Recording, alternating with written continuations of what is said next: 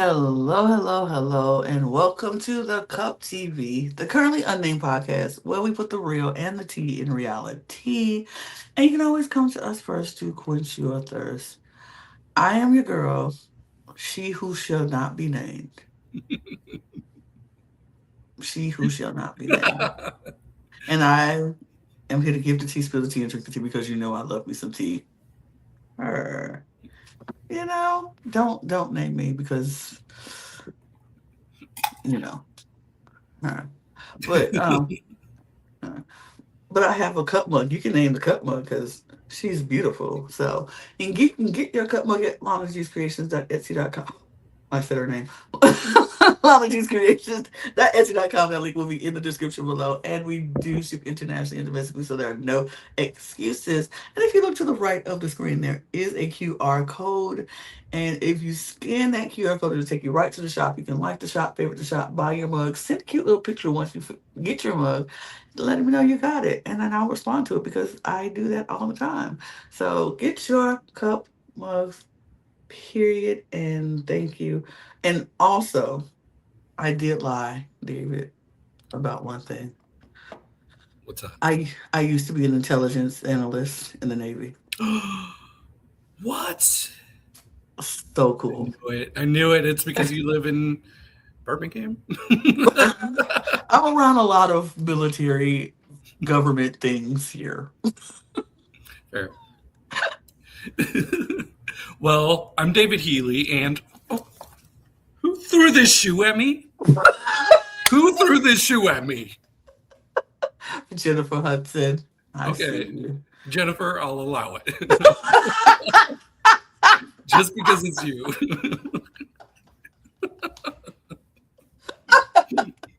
Oh, that was my favorite intro yet.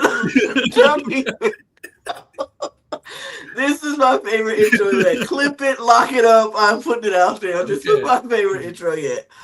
Oh man, y'all, welcome to Reality Roundup. We give you the highlights of all of the competitive reality shows of the week. We are week 16 of the year, and man, we don't have a lot of shows, but baby, we got a lot of highlights because the shows that we do have, the highlights were great, and we're going to talk all about it. But before we do, please do me a favor, follow this, subscribe to this channel. It's a big red button down at the bottom of the screen right now. You can click it, subscribe to this channel. If competitive reality shows are your thing, if that's your zhuzh, subscribe to this channel because we're talking about all of them that we can. And giving you our highlights and thoughts for the week. So follow us on this channel if you are into competitive reality television because that's what we cover here. We cover all things Survivor, American Idol, American Gladiators, um, we Million Dollar Secret, and we'll be covering everything else to come. So we got a lot of shows coming this season and a lot of shows that we've already covered. So go check out the channel, all the shows that we've covered. You can go binge watch all the things we've talked about because baby, we talk about a lot of stuff here. So follow us and subscribe to this channel if you haven't done so already. And if you're a fan of Drag or Drag Race, we have a channel for you as well. And a Eurovision Song Contest, we also have a channel for you over there. So follow us on that channel as well. All those links will be in our link tree in the description below, as well as our audio podcast links, our Patreon links, and all of our social links. So at the Cut Pod on Twitter, Instagram, TikTok, and Blue Sky. And you can go follow us over there. Follow us, interact with us. That'd be great. You can follow David and myself if you like. I mean, you don't have to, but it would be nice if you did. Agreed. But if you don't want to, I get it. But please do it because I just really want people to follow me. And I'm just very. No, I'm just kidding. I'm just kidding. I'm not going to beg. I'm not going to beg. But anyway, follow us and do all the things. And we truly, truly appreciate all your support. David, let's get into it because, man, oh man, what what a week of reality television. Few shows, lots of highlights, I will say. So we're going to start off with what we usually do around here, which is our singing and variety shows.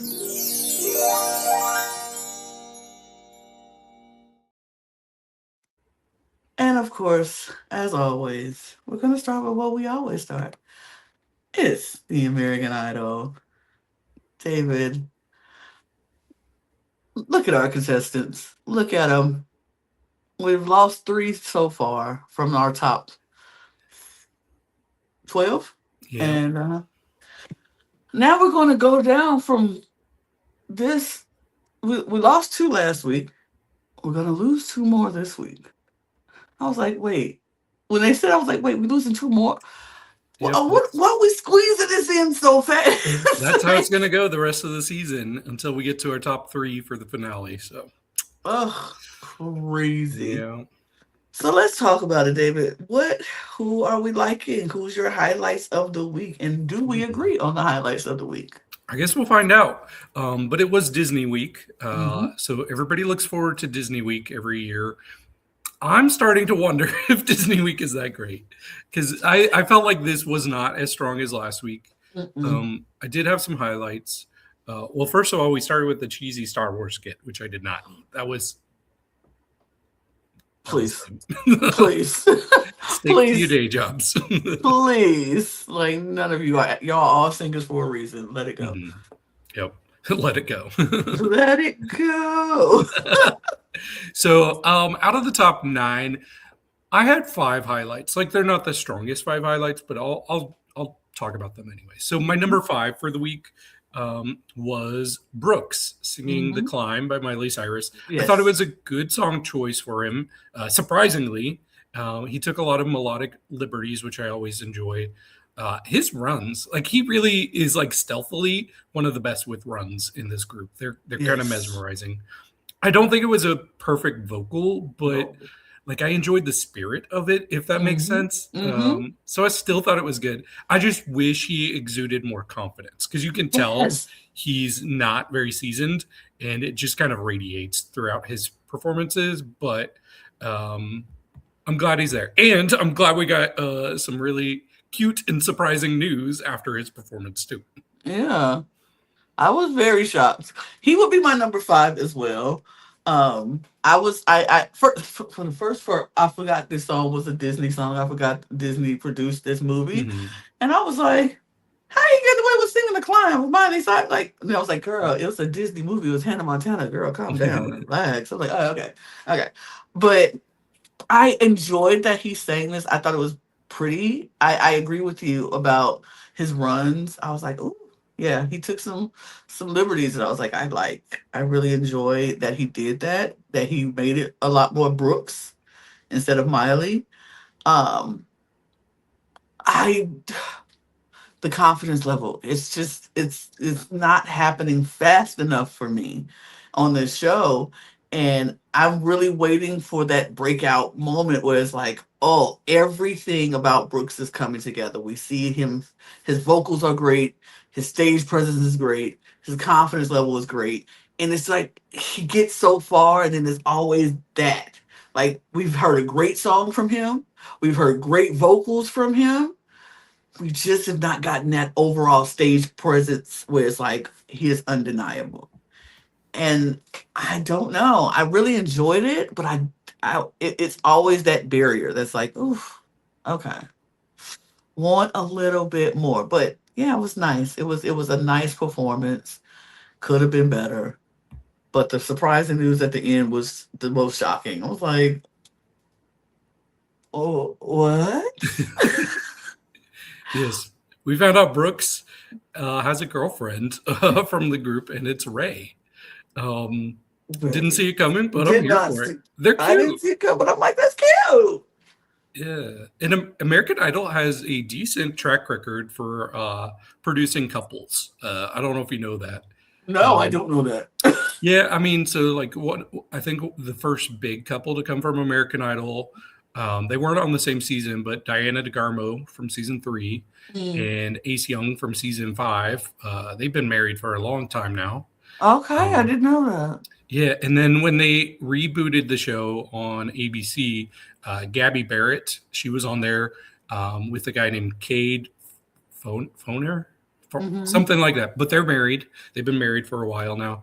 So who knows? Maybe Ray and Brooks are the next couple. It's gonna last. Look at the American Idol becoming a bachelor. We love that. Look at Love American Idol and Love Island. Just chill.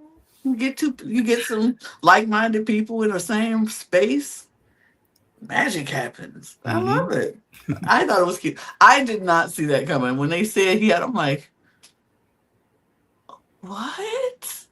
And here's the thing, y'all. I was like, I always, for some reason, I always look at shows like this and like, oh, these people would cute be cute dating if they dated or Hmm. whatever. And even me who hate showmances, I hate showmances on any other show, but I always look for a possibility showmances in any show. And I did not. I thought Ray. I said Ray looks like a girly girl who loves a situationship, a romance Hmm. relationship. She likes a boyfriend, and I'm like, I can see her. She was the one. I literally was like either Braden or Lucas, maybe. Those are the two I had. Never Brooks. Yep. It was never Brooks. Brooks was never that guy, but I think that's cute and adorable. Good for them. Good for Yeah. them. Happy for them. Yeah. I wonder if your So number four is my number four. yeah, a good question. I bet it won't be, but we'll see. Mhm. Okay, my number four is Daniel Stallworth doing A Whole New World from Aladdin. Mhm. I thought this was a great song choice too. There's just part of me though that like when I hear A Whole New World, I want it to be a duet. So the Yeah. whole time I was like, "Ah, I wish I could hear this as a duet. Like bring somebody out to be like a surprise duet partner with him. But he still really made it his own, so I like that. There were a couple times where it sounded slightly flat, not too bad though. But that was the first time I kind of heard like a slight hiccup in his actual vocal skill. But yeah, overall he nailed it, and he felt it in his shundo, He which felt it in Sunday. which Period. I think I understand that reference. Is it's He, like speaking in tongues, right? he got the. Mm. Okay. Yeah, the Shondo is your spirit, your soul. It's Okay. like, oh, Okay, feel I it. thought it was like specifically speaking in tongues. I was actually listening.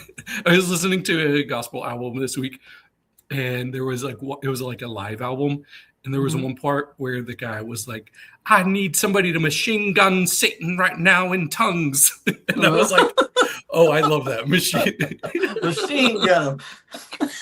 I don't speak in tongues, but I know what he means, so I get that. Yeah. But I was not blessed with the gift of tongue, but that's fine. But I do like that machine gun it. Like if somebody can do it, get them. Yes. Yes, Holy Ghost, get them. I love that. But yeah, speaking of your Shondo, oh, it's Yes. holler. That's the getting your soul. I love that for you. He was he was not my number four. He was my number three. Okay, that's what I thought. I was betting we might have our 4 and 3 swapped. My number four was Hannah. Ooh, actually, we don't then. Okay. No, you know what? No, my number four was Keela. Okay. My number four was Keela because I liked Circle of Life. I liked her singing Circle of Life. I thought it was a good, but it's something that I didn't like.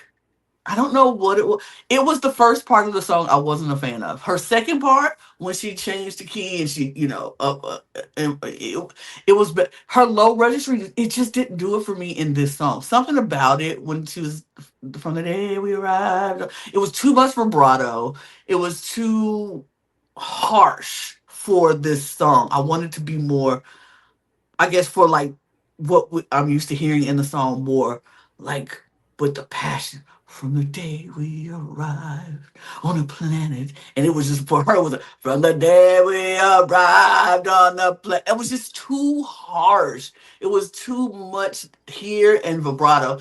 And I wanted to be more rounded off. But once she hit that higher register and she changed the key and went up, and then it got good.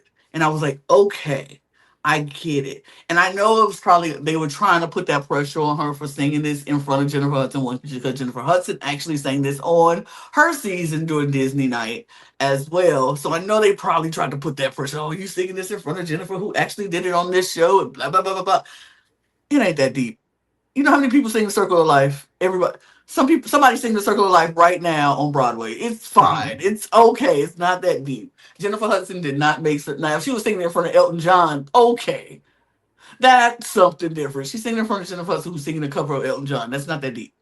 But it was just something about the beginning that just didn't sit well with me. But when she ended it better, so I'm like, She didn't start off strong, but she ended strong. So I can give her that.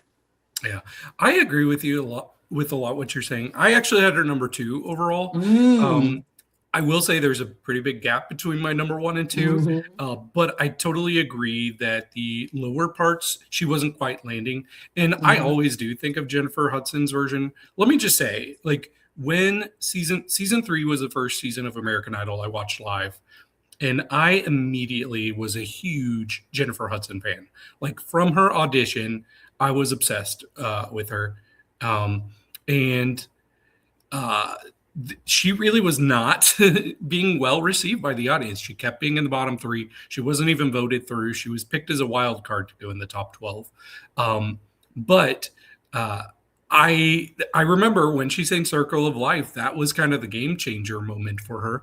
That's when she just really catapulted in popularity. Um, and it was such a moment. So yeah, did Keela match the level that Jennifer had on that song? No, she didn't, unfortunately.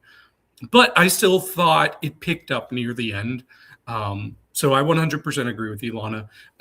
Once it got to that part at the end, she was giving me a lot of power. She was giving me the energy I wanted. Because what I have been saying about Keela is she's not letting loose like she did in Ohana Week, and she still isn't.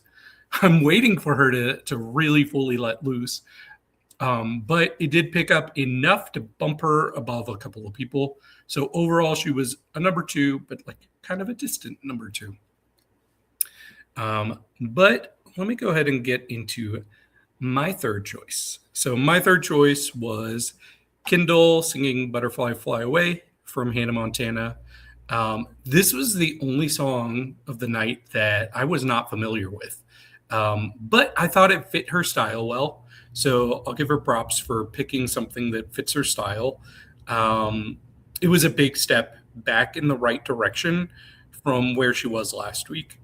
Um, so yeah, I think that she probably needed a song that the audience could connect to, especially going last.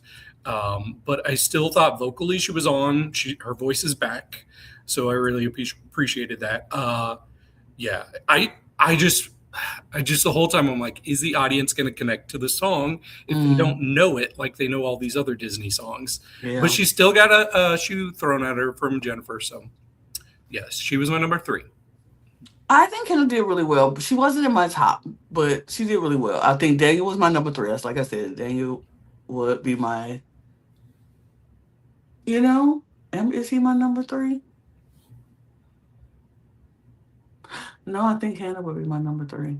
Okay. I mean, because I liked that she sang Almost There. It was good. It was fine. It wasn't spectacular, but I think it was better than Brooks and Keela, and definitely better than Chris and Braden, because Chris and Braden and I don't want to talk about that. But yeah, I think Hannah would be my number three. Hannah would be I enjoyed her performance. I thought it was fine.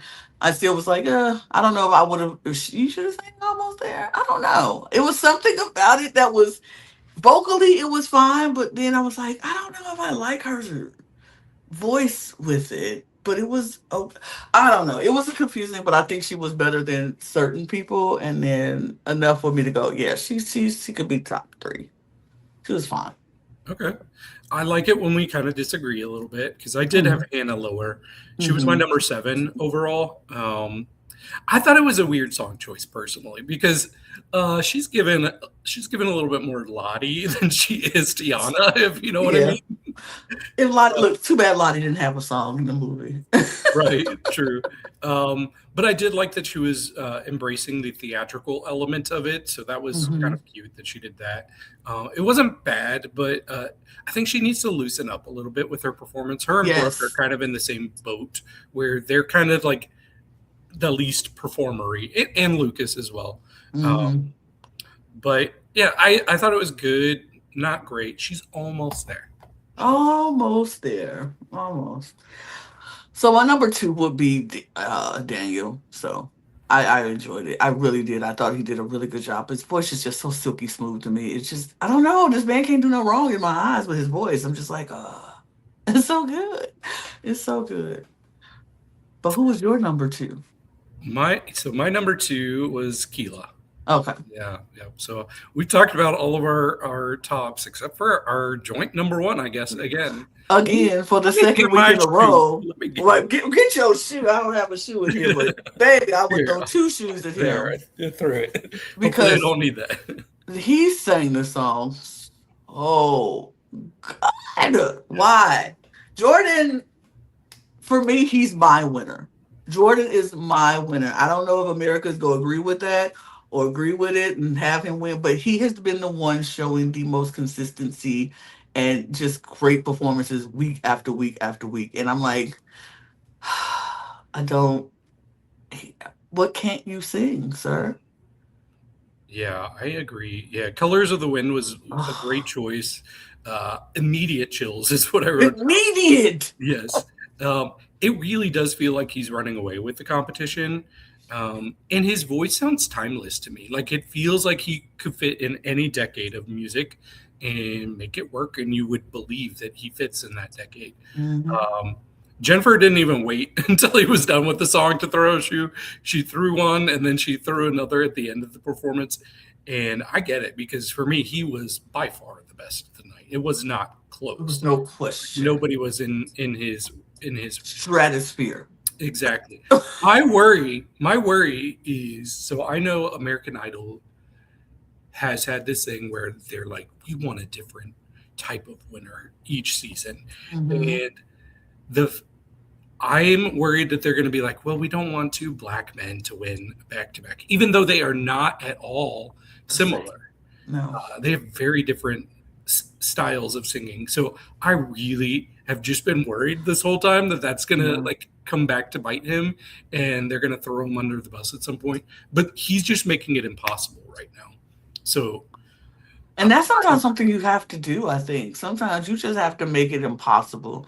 Like, I know what they are trying to do for me and what they gonna try to come at me with because yeah, yep, he a black man. He a worship leader who sings in church like Jamal sings in yep. church and all this stuff. And it's like, mm, I'm going to make it impossible for you to vote me. I'm going to sing so good that everybody in America will be like, if he leaves right now, it's completely rigged.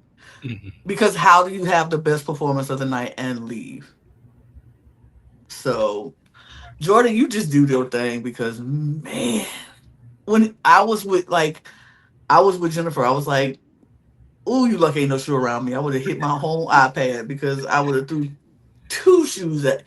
Wait, did she borrow Carrie's shoes? Is that what I she don't know. said? That's what she had to because it's some more shoes she threw. I was like, And do they get to keep man, the shoes? I would have kept the shoe. Like, thank you. Jennifer Hudson threw this shoe at me. So, EGOT winner Jennifer Hudson threw this shoe at me. Yep. Thank you. But, oh, his color. It was from the first note. It was from the first note. I was like, oh, man. Yep. Oh, Immediately man. so good. Immediately. I I'm probably gonna listen to that more this week just because, like I said, you don't get that many performances where the second they start singing, you're like, oh, Hmm. I know it. This is so good. This is Jordan has been consistently giving, so I'm Yeah. excited for him. I really hope if he wins, like I know that a lot of like American Idol winners, if they put out an album, they try to make it mainstream. But I hope he Mhm. sticks to his like church Worship leader, gospel. Yeah, gospel. because I could Mhm. see him doing like an album like Israel Houghton. Yes, Is that how you yes, say that? I've been listening yes. to his album this week too. Oh, Israel Luber is amazing. Yes, Oh, in fact, like they were doing a song called "Rejoice," and I was like, yes, I that's could my hear song. Jordan singing "Rejoice." Oh, Yeah, oh. Baby, but we'd like to go through our gospel albums together I again. know Tone was the one I was referencing earlier. Period. Oh, I love Jonah. Yeah, so good. Period. But yeah, it's so. I hope he does come out with a worship album and just do Jordan in the best way. Even if he does come out with a mainstream album first, because the label is going to make him do that. I hope when he does get the control that he wants for himself, he gives us a worship album Hmm. because I it will be his voice is so anointing And that's what his voice was made for. Let's be honest. His voice was made to worship. And I could see him at the Dove Awards. I could see him at the Stellar Awards. I could see him singing at Hillsong just as well as Marvin L. Winans church. Like he could be at everybody's church Hmm. and everybody will get it.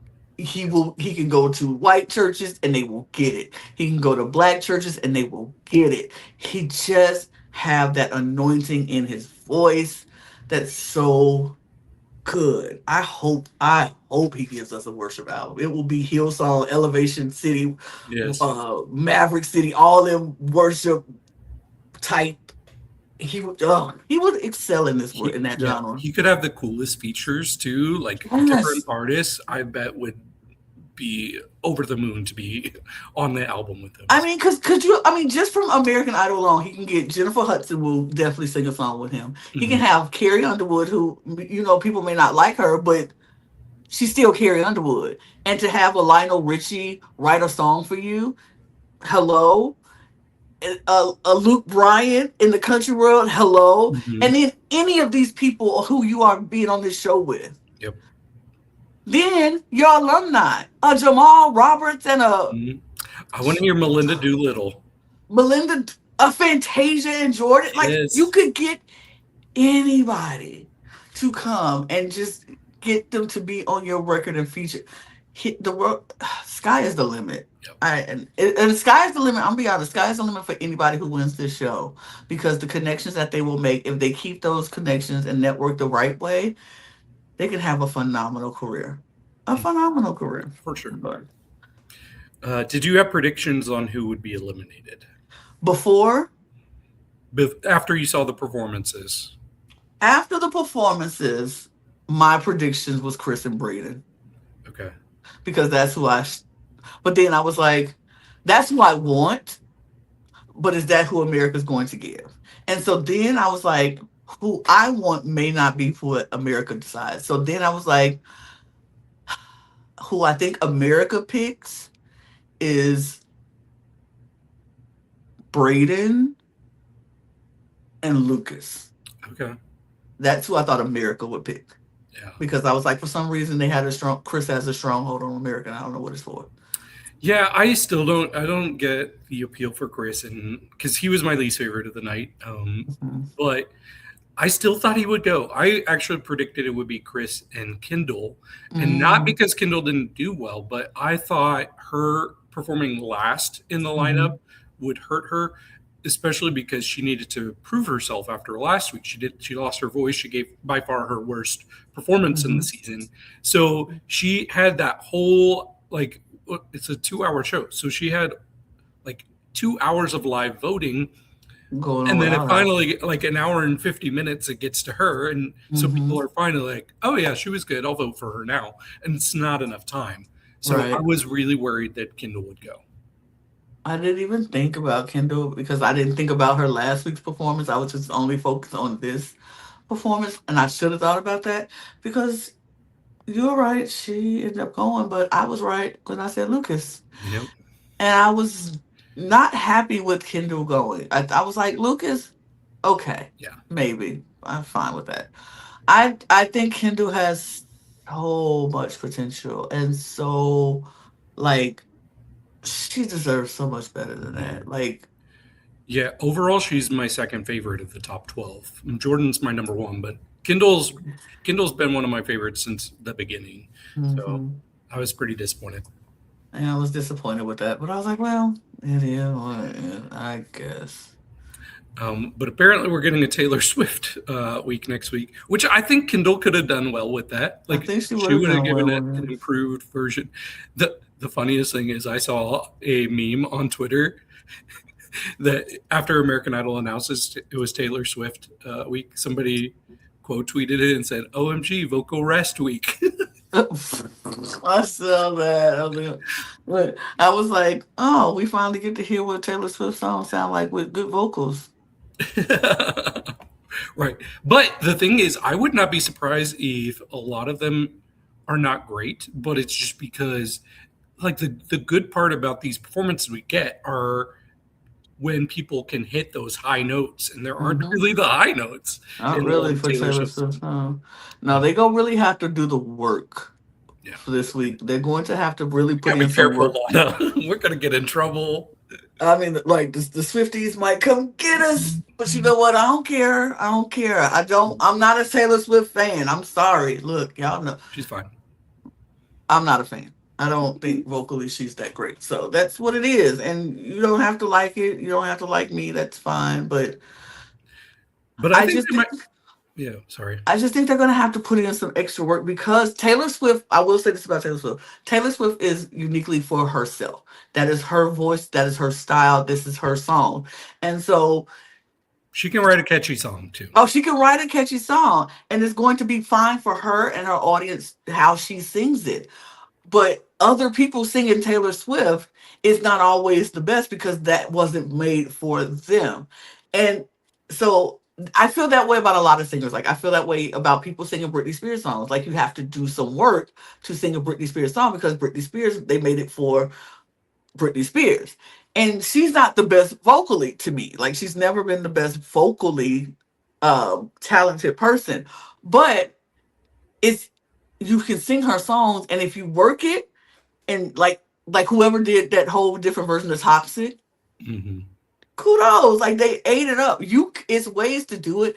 It's just gonna have to take the work, and you're going to have to make that arrangement your own. And there's certain people's vocals that are just gonna be really, really good because they just really good that way, and you can just copy and add a little few things and take little things out, and it's easy to do it. Taylor Swift is not one of those artists. You go have to put in the work because Taylor Swift sings very Taylor Swifty, bland, mediocre, straightforward, you know. And in order to win American Idol, you got to give us something. And then look at these people we have left. We have Keela and Hannah. I think Hannah probably be the one to do it the Yeah, best. this I feels think this made is for her best week. Hannah. This is gonna be a good week for Hannah. I think. But then you have Chris Brooks, Braden, Daniel, and Jordan all singing Taylor Swift songs. I don't know. I don't know about that. But I don't know about what I think is, I was a little confused, but I think they're going to be doing two different songs next week because they also mentioned California music. So I think there might be two different themes. So that. hopefully, Okay. if the Taylor Swift songs are a bust, hopefully the California music can come in and redeem it. And when I Oh. think of California music, I think of Beach Boys, and Mhm. Beach Boys songs are, those can make for moments because there's some Yeah. incredible Beach Boys songs. Yeah. They can do it. Hmm. They can make it work. Yeah, It's a lot of Now, is it California artist or just like the California sound? maybe. Are we gonna get California Girls by Katy Perry? I don't know. Right. I'm going. Right. The song got to say something about California in it. Yeah, Like is we're Brooks gonna still sing in California Love by California, Tupac? girl. California. Love. Do. I don't know. We shall see. I guess. All right. Well, let's move on because we can't talk about anything else from American Idol. I'm We gonna go win from this one, bet. huh? I'm gonna win this bet. We go from American Idol to American Gladiators. And this week, I'm going to dub this week of shows as Stop Hurting the Contestants. Like, seriously. Gladiators, relax. Right. Calm down. Yeah. That's It what was rough. this set of shows, because we get three shows. I was like, y'all, calm down, gladiators. I need y'all to relax a little bit. But first, we'll start off with Michelle and Fallon versus Ben and Bobby. I and you know how last week we both were like we picked the people who we liked right away and who we were rooting for. This week for me, last week was Team Blue. This week was Team Red. I Yes. was going for Michelle and for Ben the entire time. Yeah, me too. Yeah, we had Michelle. She's our game night queen, and I love a game night. So immediately I was rooting for her. And Fallon, She's a pest exterminator. Mm-hmm. I did like her backstory, I did too. though, but I was still rooting for Michelle. And then Ben, he's our stunt man, and I recognize what he did because it was for a theme park, and I'm like, okay, I've seen that theme park attraction at Universal in California, and it was Okay. Water World. Okay. And then Bobby, he's a real estate agent who travels everywhere. So, I mean, I thought overall this was a likable group of people. Yes. I enjoy both, well, all four of these people, and I was rooting for them all, but really like leaning towards the Michelle and Ben of it all. I thought Fallon's story was really sweet about her dad auditioned to be on the original American Gladiators, but he didn't get on, so she was like, "I'm doing this for him because he couldn't do it, so I'm gonna do it." And her dad had a stroke, so I was like, "Oh, that's a good like." I love that life, the whole 360 moment for her and her family, and she did it, and she was doing really well. Her and Michelle were both doing pretty well throughout this whole show. Mm-hmm. Yeah. I noticed though that this week all of the games that they did were reused from the first week. Yes, In yes, fact, one game was done twice. yeah. It was the Atmosphere. So that made me think, well, oh, immediately I knew which game they did not do this time that they did in the first week. Do you know? The let's see, they did the gauntlet, the job. Oh wait, I'm not trying to confuse you. The gauntlet, the edge, and the wall. Yeah, that was for this episode. This episode, but then they didn't do the atmosphere last week. They did do Atmosphere last week. No, They not didn't? no. They didn't do atmosphere. They did Powerball. They did the gauntlet. They did the joust. They did the wall. They did the edge, Okay. and it was yeah. They didn't do atmosphere because I was waiting for Oh, atmosphere okay. last week. Because what they did was they had one where they were just running in and hitting Pressing the your button in the middle. it with the foot. Yeah, Yeah. But it was like atmosphere, but they did it on foot. Okay. Yeah, that was the one that was the one challenge they didn't do this week. Did I notice? So maybe there was a second if they did Yeah. Atmosphere twice this time. But They did atmosphere twice in these two episodes. I was like, oh, okay, cool. I was waiting on atmosphere the first week, and I was like, where is my atmosphere? And they didn't do it. yeah. This time I wrote down how many points everybody got each. hmm So the gauntlet, we saw Ben get 10 points. hmm And man, he had a rivalry going on with the bull. With the bull, baby, the Yeah. bull was about to get at him, and he was like, "Bring it!" I was like, "Period." Yeah, he's intense. I You can love tell it. he's a wrestler. Love it. And Bobby got 6 points. hmm But then both of the girls, they both got 10 points. So Michelle, she was really fast to start, and Crush put up a fight. But hmm there was one part where she says, "Ma'am, I don't even remember you." At the Right. end. That was when she ran by. I think it was Voltage was like trying to toss the smack, and she was like, "Ma'am, I don't even remember you." And Voltage was like, "Ma'am, ma'am." I laughed, so I was like, Man. period. She's Yeah. like, "Ma'am, I don't even remember you." I was like, "Talk that talk. Talk your ish, girl." But then our next challenge we had was the edge. Mhm. So it was Bobby versus Neon, and Bobby got 2 points. Yeah. And he was kind of tackled off the edge there. Then we Yeah. saw Ben versus Steele, and he also got 2 points, but he was pulled down by his shirt. Yep. And Steele wore his shirt afterwards, or was waving it around. That's what it was. He didn't wear it. I don't think he could fit in that. Probably couldn't fit that. No. We have Michelle versus Hurricane, and Michelle got 2 points. And finally, somebody got more than 2 points. Fallon versus Huntress. She got 6 points, and she was Yeah. quick. She was quick fast. on that. Yeah, She was fast. I was like, "Woo, go on, Fallon." yeah, Period.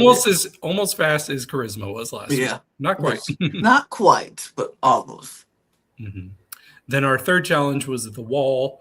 Mhm. We had Bobby versus Steele. It was 0 points. He slipped off pretty Yeah. immediate.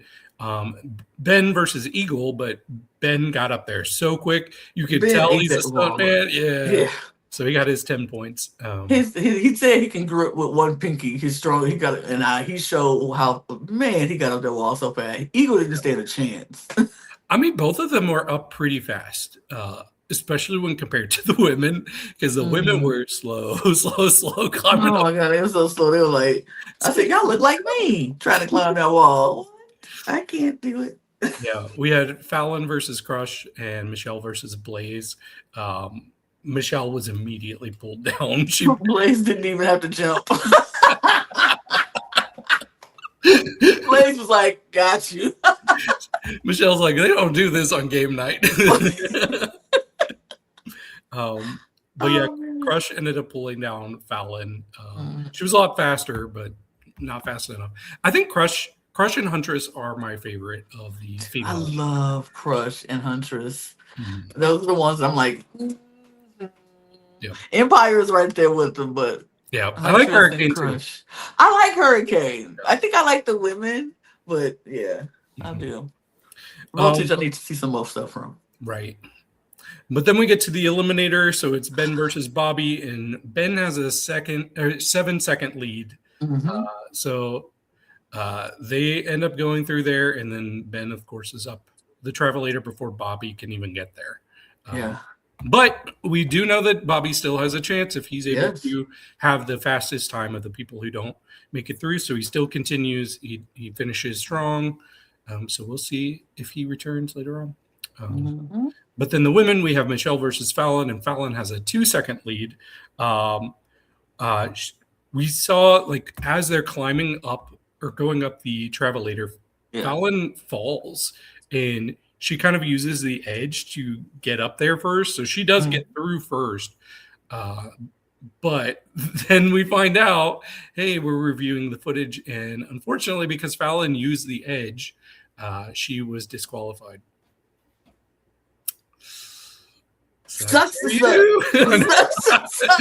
I'm sorry. I mean, clearly, like she knew that was against the rules. I would have Yeah, just she because she come back used the whole edge to pull herself up. I'm like, girl, what you doing? You can't do out. that. I don't know. And she was celebrating too. It She was was like, celebrating. She's like, yeah, I'm going to Simba. I was like, girl, no, you're not. No, you're not. The second she did, I was like, ooh, she is gonna get disqualified.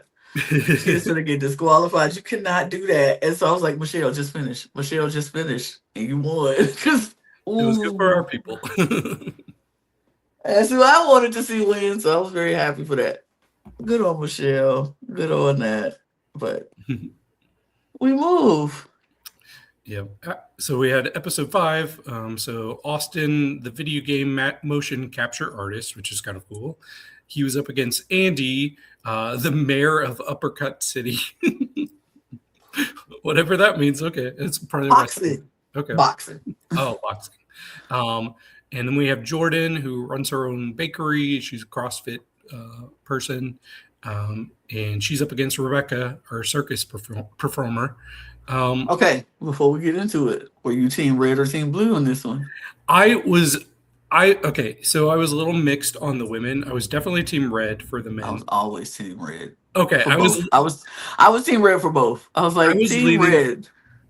I was leaning red for both as well. Jordan's story about wanting to own her own bakery, though, I was like, oh, well, I want that to happen. So that Right. was a. But this Andy guy, like, I never connected with him. I'm No, sorry. no. I was like, oh, I like Austin. Number one, I thought he was cute. I was like, oh, Oh he's yeah, cute. oh I was like, yeah. he's so cute.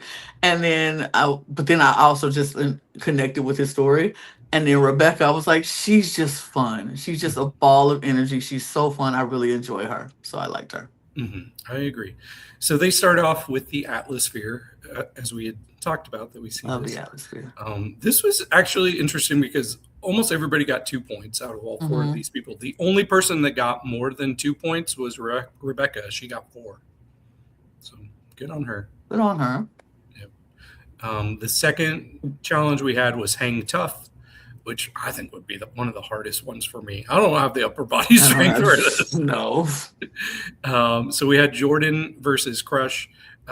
So Jordan ends up getting 3 points because she's able to hold on for a long time, and she actually knocked off Crush, which was pretty impressive. The way Mhm. Crush was trying to rip her hands off of there, and even like Mhm. messed up her Her fingernails. nails, yeah. So this was very impressive. One of the most impressive things I've seen so far. Rebecca versus Hurricane, but Rebecca was eventually pulled down by Hurricane. She went in the eye of the hurricane. We saw Austin versus Ace, which two very attractive men to me. But 0 points for Austin. He's pulled off. And Andy goes up against Mayhem. He doesn't fall off. I'll give him that much credit, but he doesn't get any of the red rings, so he still got 0 points. So this time, Jordan was the only one who scored any points and got 3. Period. Then we have our final challenge, which is collision. So Rebecca, she got 0 points because she was up against Huntress, who knocked her down very quickly. See, that was what played in last week. We didn't see collision last week. Oh, okay. I couldn't remember. And then we have Jordan, who gets 6 points, but eventually... No, wait. I think we did see this, didn't we? Maybe not. I don't know. It doesn't matter. Jordan gets 6 points, but eventually he falls off. And then Austin gets 6 points, almost gets a final ball in, but we find out that he threw a ball in, which you're not supposed to do. So we did see collision. Never mind. Yeah. So that's why he got 6 points instead of 8. Okay, I'm not crazy. You are not. Then we see Andy, and he gets 0 points. He's pulled off. He's pulled off by Eagle within Eagle 8 got seconds. Yeah. I was like, why would you wait until he went? Eagle swung by. He didn't even wait for Eagle to come back. He tried to go in between Eagle's legs. I was like, are you crazy? He just wrapped him up and knocked him off. I was like, okay. This is one of my favorite challenges. I love that one. It's good to see, it's cool to see the different strategies that people have. Really, it does feel like the best strategy is just go fast. Yeah, because if you get them on the swing, you can maybe bypass them before they come back at you or whatever. So, but then we get to the eliminator. So Jordan versus Rebecca. Jordan has a 4.5 second lead, so pretty strong lead. But Rebecca catches up and passes. Yeah, but Jordan, she was able to do that travelator so quickly.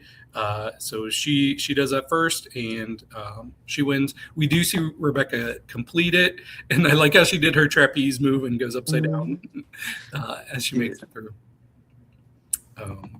So then we have our men. So Austin versus Andy. Austin has a 3-second lead. This was a very tight race. It was so tight. Yeah. In fact, even going up the travelator, they both are going up right at the same time. So Austin won by a second. And I'm glad he did. Me too. I was like, period. That's who I wanted to win.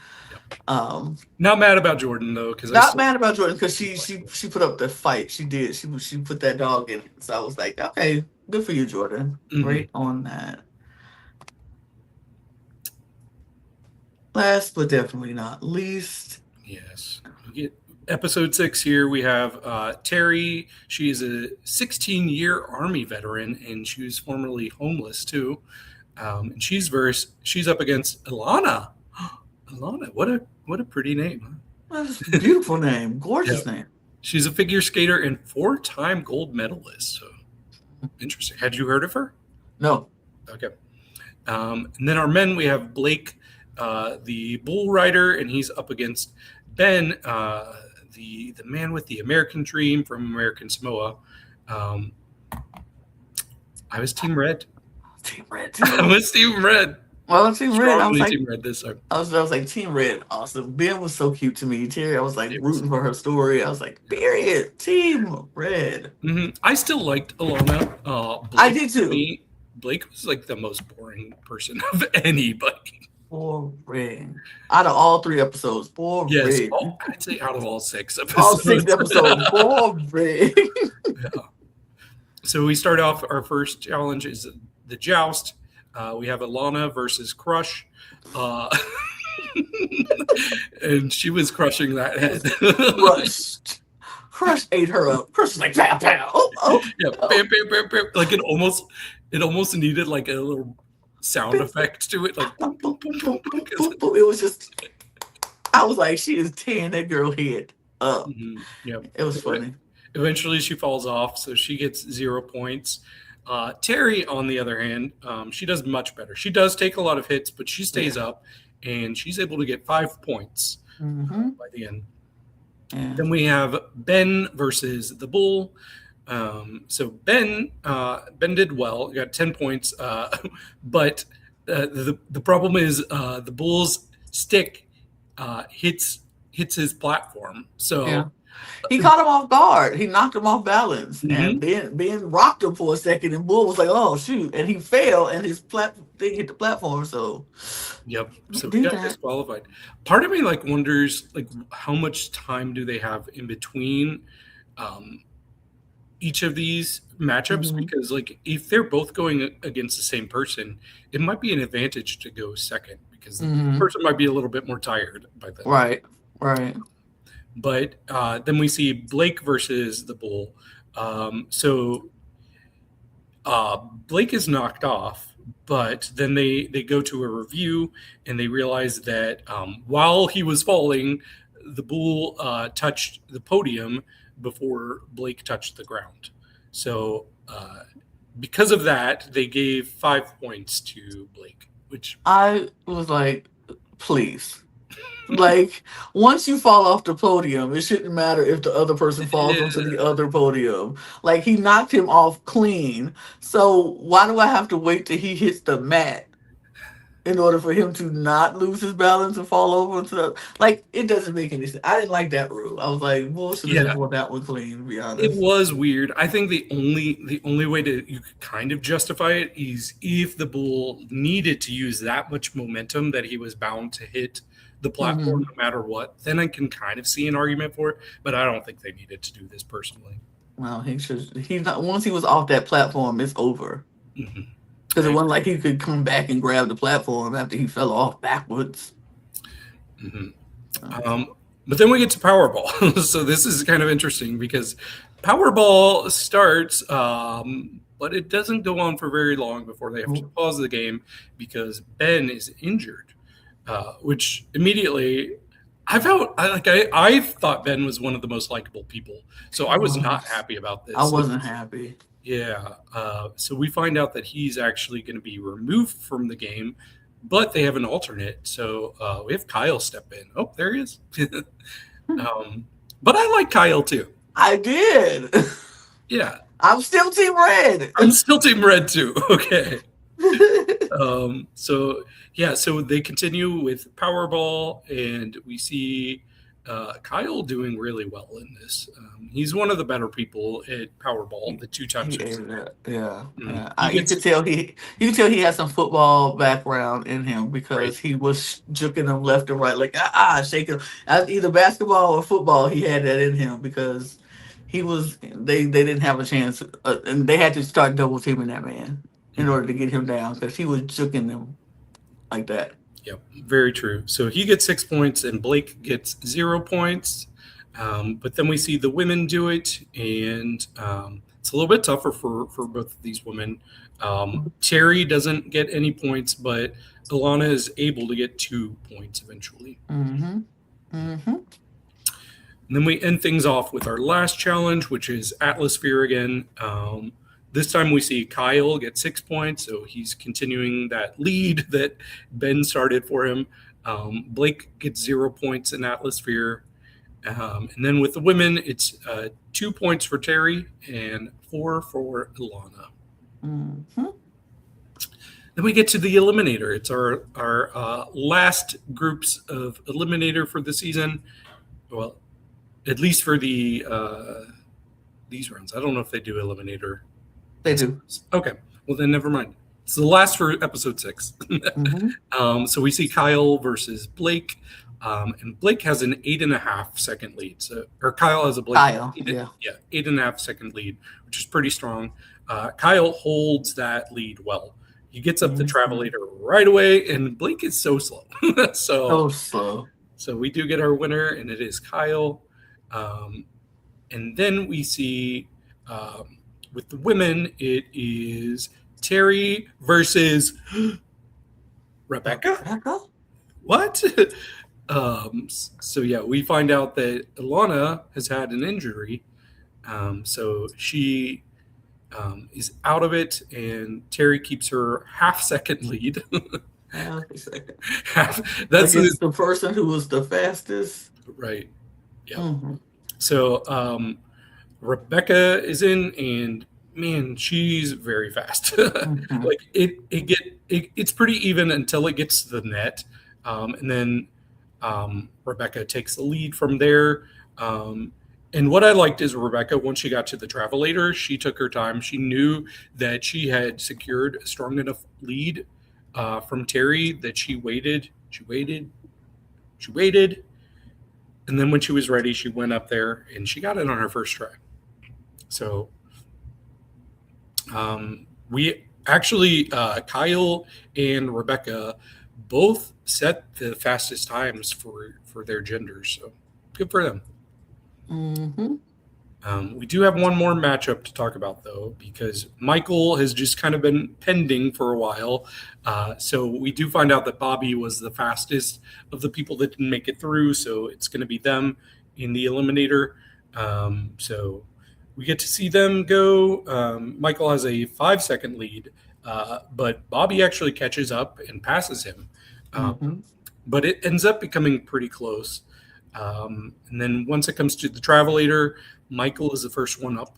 Um, Actually, Michael is the one that got the fastest time. Yeah, Michael got the fastest Yes. time. Sorry, it was not Kyle. It was Michael for the men and Rebecca for the women who had the fastest time. So good for him. This one I like Michael and Bobby, but I was still rooting for Michael. Mm-hmm. I don't know. I think I was rooting for Bobby Yeah. because I was like, I like a good comeback story and I enjoyed it, but I'm not mad at Michael either. So Right. it's good to see them, Yeah. and it was good week of shows this weekend. It was. I'm very curious to see how the semis are going to go. Like, Mm-hmm.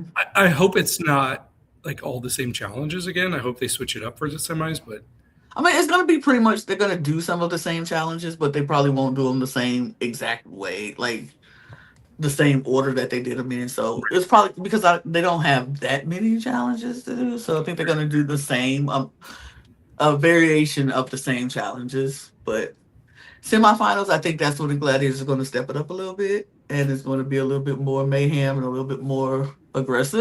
well, So mayhem, more mayhem. more Look, fussy. I wouldn't mind more mayhem anytime. Right. But that's fine by me. Yep. But yeah, I think it's gonna be good. I enjoy it. I love a good Gladiator. I'm gonna disappear for a second, y'all, but I'll be right back. Okay, so we are not talking about American Idol. We're waiting for Lana to come back. Here she is. Yeah. I'm back. Not talking, but that's because I left it off it. But yeah, we're gonna move on because it's time for a little bit of reality news. So let's get into that, shall we?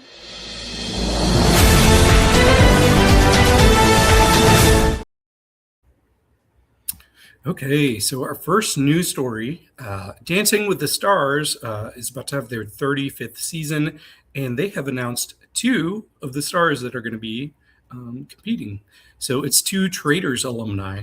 The first one that was announced is Maura Higgins, who we saw on the latest season of the Traders. She's also from Love Island, UK. And then we also saw Sierra Miller from last season or last year's Traders, who's also from Summer House. So two good picks, two interesting women. Yeah.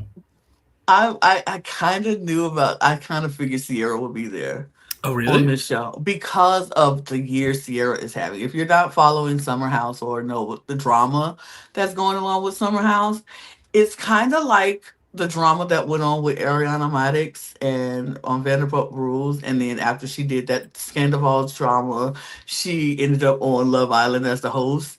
This is the rise I see coming from Sierra because of the drama that she is dealing Mhm. with. She has dealt with this past year on Summer House. So I'm like, okay, makes sense. I could see Dance with the Stars is another. Ariana did Dance with the Stars, and then she went on to host Love Island. I'm just saying, We can see some trajectory for Sierra, and I need that because I think Sierra deserves it, especially after this year, what she just went through in the foolishness. So I'm happy for Sierra. Love, but for Mora. Mora's fun. She's just gonna be fun. If they don't do a Mora and Mark, I just don't understand what they gonna do. Like, you Mm. better put Mora together with Mark. They were on the same season of the Traders. Like, unless you bring somebody unless you bring in um what's my girl Candace, because Candace and Mark have been trying was dancing together throughout the season. So unless you bring in Candace, it has to be more and Mark. You have to pair them up as the pro. They You could have to. do the same thing with Sierra, right? Because there was a dancing. I can't remember his name. He's a um Max, but Max. he's not, he hasn't been a pro, so I don't know if he's going to come back and be a pro. Look, his mom, they might not let him come back and be a pro, but his brother's there, Val's there, so it could be Val, Okay. but we can make it work. I would love to see that. But two good choices indeed. Speaking of Dancing with the Stars, there is going to be the Dance with the Stars. The next pro is coming July 13th. It will be hosted by last year's winner Robert Irwin from Dance with the Stars, and it will be have 12 contestants, and it will be judged by Mark Ballas from Traders Hmm. and his mom, Shirley Ballas, which she is a queen amongst dance for in the ballroom world. She is the queen. A lot of people know her, a lot of dancers know her. So it's going to be very interesting to see. This is going to be fun because these are all people who are professional dancers and they know how to dance. It's not going to be like, oh, who we don't know these, we have to teach these people how to dance. No, these people know how to dance. And so this is going to be a fun show to watch. I'm kind of interested. I'm kind of into it. I love good dance shows and I love dance shows where professional dancers are dancing. So it's not like, oh, we need them to step it up a little bit, like Dance with the Stars. These stars don't really know how to dance, so we're teaching them how to dance. This will be fun to watch. So Yeah. I'm excited. Have you seen the cast of 12 people yet? I have not. Okay. I've seen a picture today, and one of them, I guess, was on the challenge. So I didn't Okay, recognize him, but we'll see how he does. we'll see. In other news, so we have Project Runway season 22, and that's returning on July 9th with the largest cast ever. So there's actually going to be 22 contestants for the 22 seasons. We had talked earlier in the season that Q and possibly Plain Jane would be competing. I'm starting to lean towards the fact that they're probably both competing, knowing Mhm. now that it's It's such a 22. large cast. Yeah. Mhm. So I mean, sure. If that's what it is, I like I said before, I understand Q. I think Q would be great on the show. I think she's a good choice for the show. I don't know that much about Plain Jane and her design skills to know that. Like we've seen true. bodysuits, so I don't know. But she could surprise us, so we'll see. Yeah, and I think after last season, where you had the twins bringing a lot of drama, maybe they're casting Plain just as somebody who's going to stir the drink a bit and create fights. I can see that. Well, Julie, if that's what we go do, then that's what we go do. Well, enough news. Let's get into our social strategy.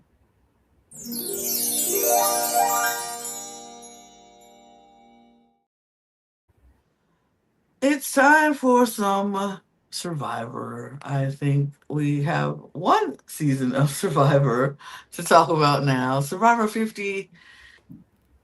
And the fun fact about this week, neither one of us was on the recap to give Yeah. our opinion this week. So we give our Mhm. thoughts. And I will say this, Jimmy Fallon, don't you ever touch another twist in your life ever again. Don't do it. Don't do it. I love you, Jimmy. I watch your show. I like you. Don't touch Survivor ever again. It's not your judge, it's not your lane. We don't need your nice guy act in Survivor because what you did to Christian was out of line, out of order, just downright disrespectful, rude. Rude, horrible twist. Horrible twist. Horrible twist. Yeah, I agree. It was rough, especially because I think the upside, if Christian was able to complete the challenge, wasn't strong enough. He would have. I mean, I think it's like casting a vote before you know the dynamics after the immunity challenge. That's not great because you might write down a name that is going to be so irrelevant. Um, but I mean, I guess it is just kind of a bonus vote because he still would get his normal vote. Mm-hmm. But I don't think it's worth the risk, considering that the other side of the spectrum is not only do you lose your ability to vote for whoever you want, you're also casting a vote for yourself, and then you have to publicly tell everybody, which makes it so easy for everybody to piggyback onto it. So yeah, I didn't like this twist, especially because everybody did the most obvious move by piggybacking. Obvious. And I'm a Ugh. little surprised because honestly, I thought they would have a little bit more empathy and be like, wow, I would hate if this happened to me. Right. I would hate if people piggybacked on it if I had this punishment. So I can't do that to Christian. Right. It's just I hated it so much. I was like, no. And it's not that I just for Christian, I really wanted Christian to, be there or whatever. Yeah, yes or no, it doesn't make any difference to me. I just feel like the way he had to announce it, like you Mhm. don't even give him time to give him a chance to strategize or figure out how to get out of this, knowing he has to write. Like, why did he have to tell everybody? He just should Yeah. just know, like, That's the bad part. that's the bad part. Like, I should just be able to be like, okay, I know I have to do this. So, But I will be honest with myself. And I'm going right. to ask you too. If this happened to Jonathan, I mean, I'd be like, cool, that was fun. no, I wouldn't like it then. I'm gonna be I honest. would. I wouldn't like it then because I think it takes away people's ability to play Survivor.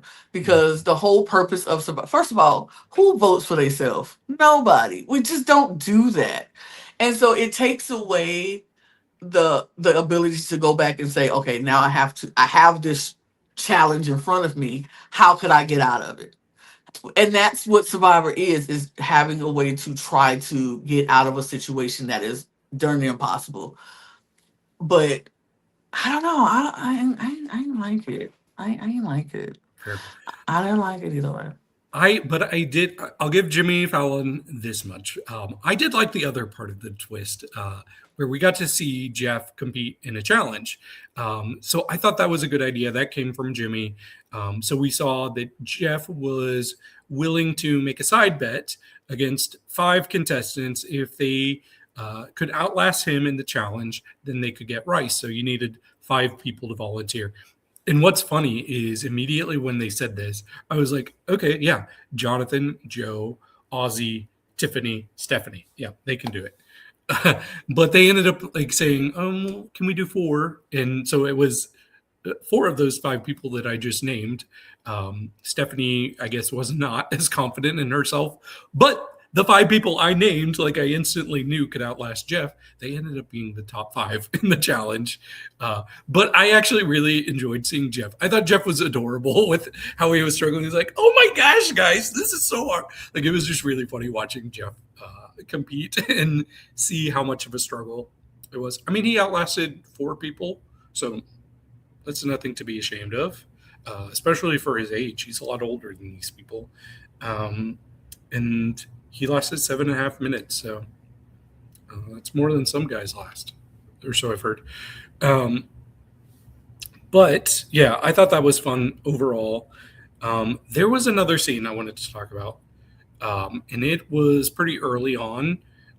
We saw Jonathan. He is now taken over that hammock that belongs to Coach. Coach is gone, so Jonathan's like, "Let me just sit in this hammock." And we saw several different people throughout the episode come and talk to Jonathan as if he's like the godfather. They come to the hammock and they're like, here, can we work together, whatever.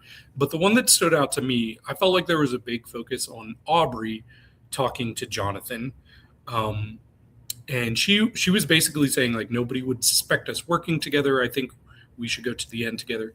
And there's always like a theory that people try to play like on returning seasons, they try to play like the winner from their previous season. And I know Chris Underwood was a winner from her most recent season, but it got me thinking about Sarah Lacina in Game Changers, and how Sarah could tell, like, oh, these are the people that nobody's going to vote for in the end. Let me scoop them up and let me drag them along to the end. So I'm kind of wondering if Aubrey is seeing that in Jonathan, Joe, and Stephanie now.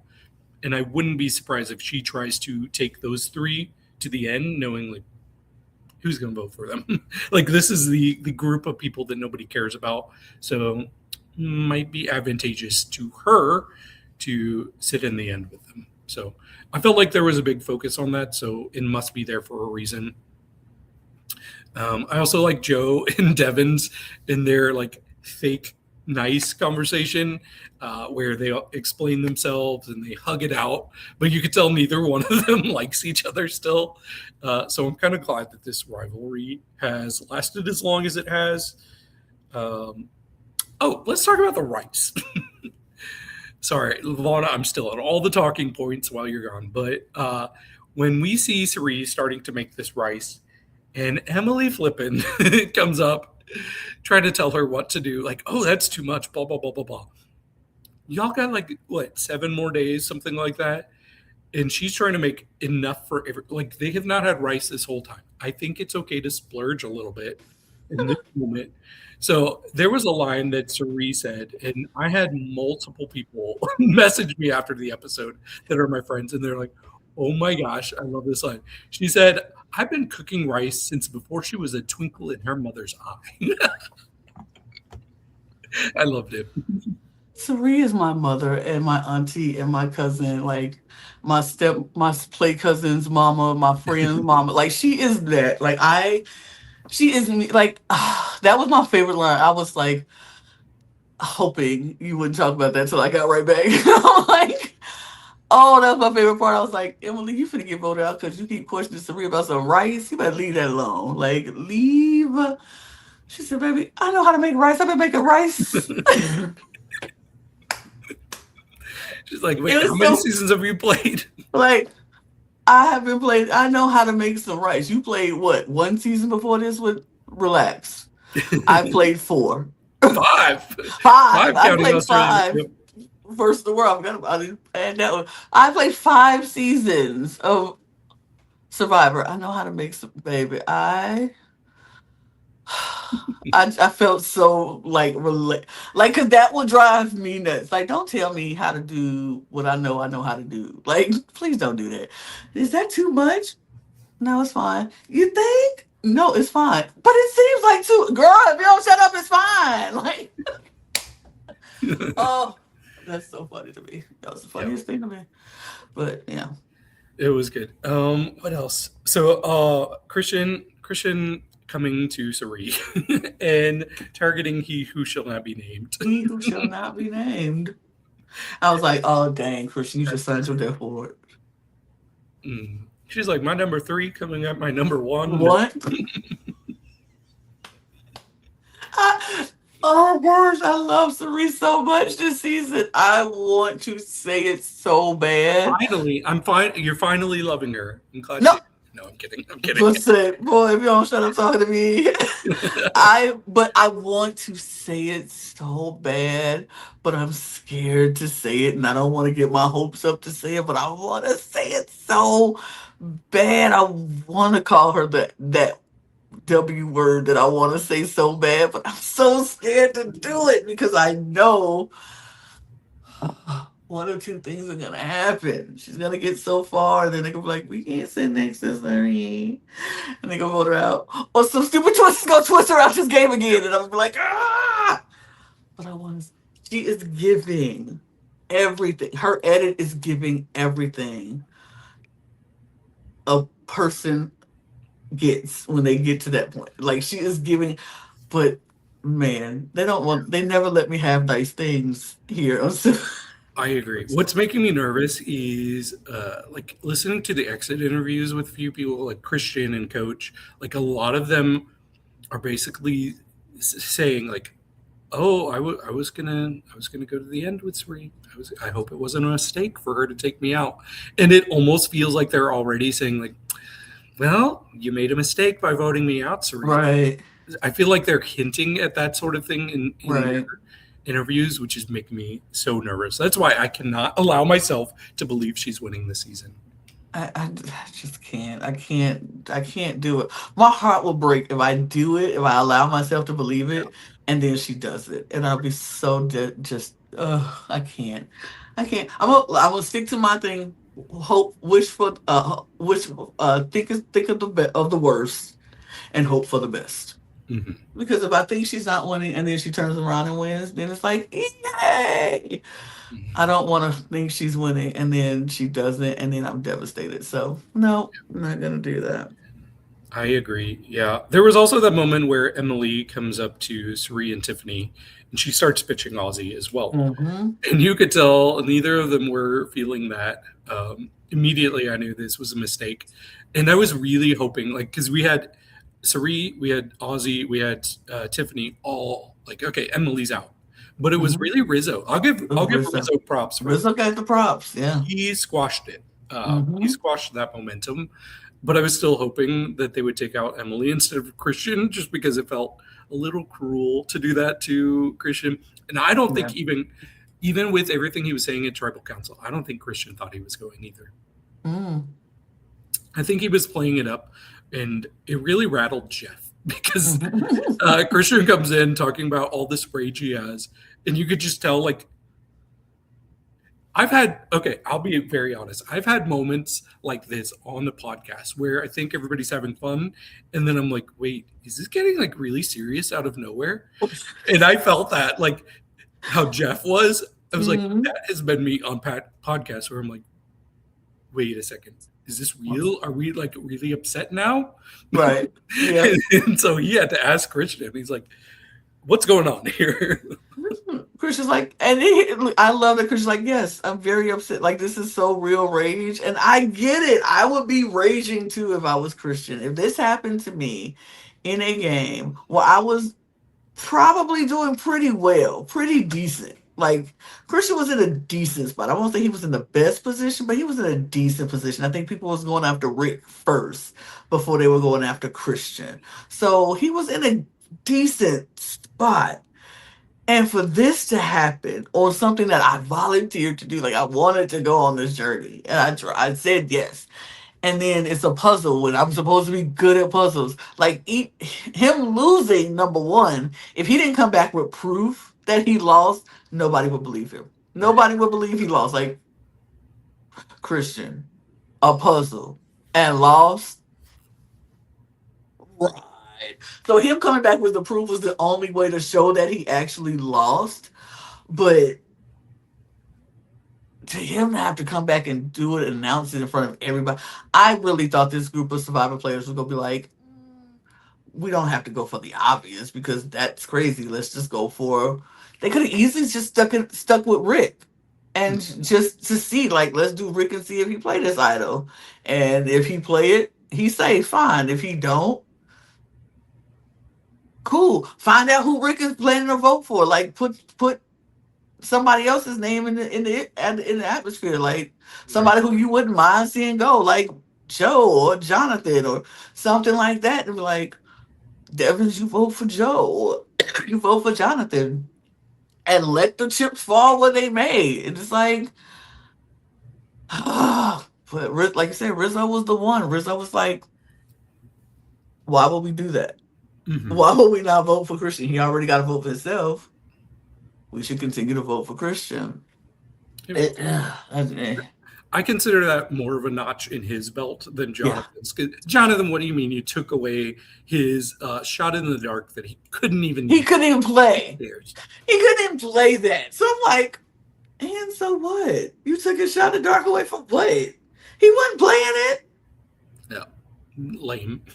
Lame. That is um, Rizzo's doing. This is Rizzo's move. Had nothing to do with Jonathan. Let's keep it a buck. Because Christian had to vote for himself, so there was no way he could use the shot in the dark to stop the vote. mhm. Yeah. I do want to defend Christian on one thing. So I heard the podcast that Brooke did earlier this week, and Brooke just could not believe that Christian didn't complete this puzzle. I think they set him up to fail.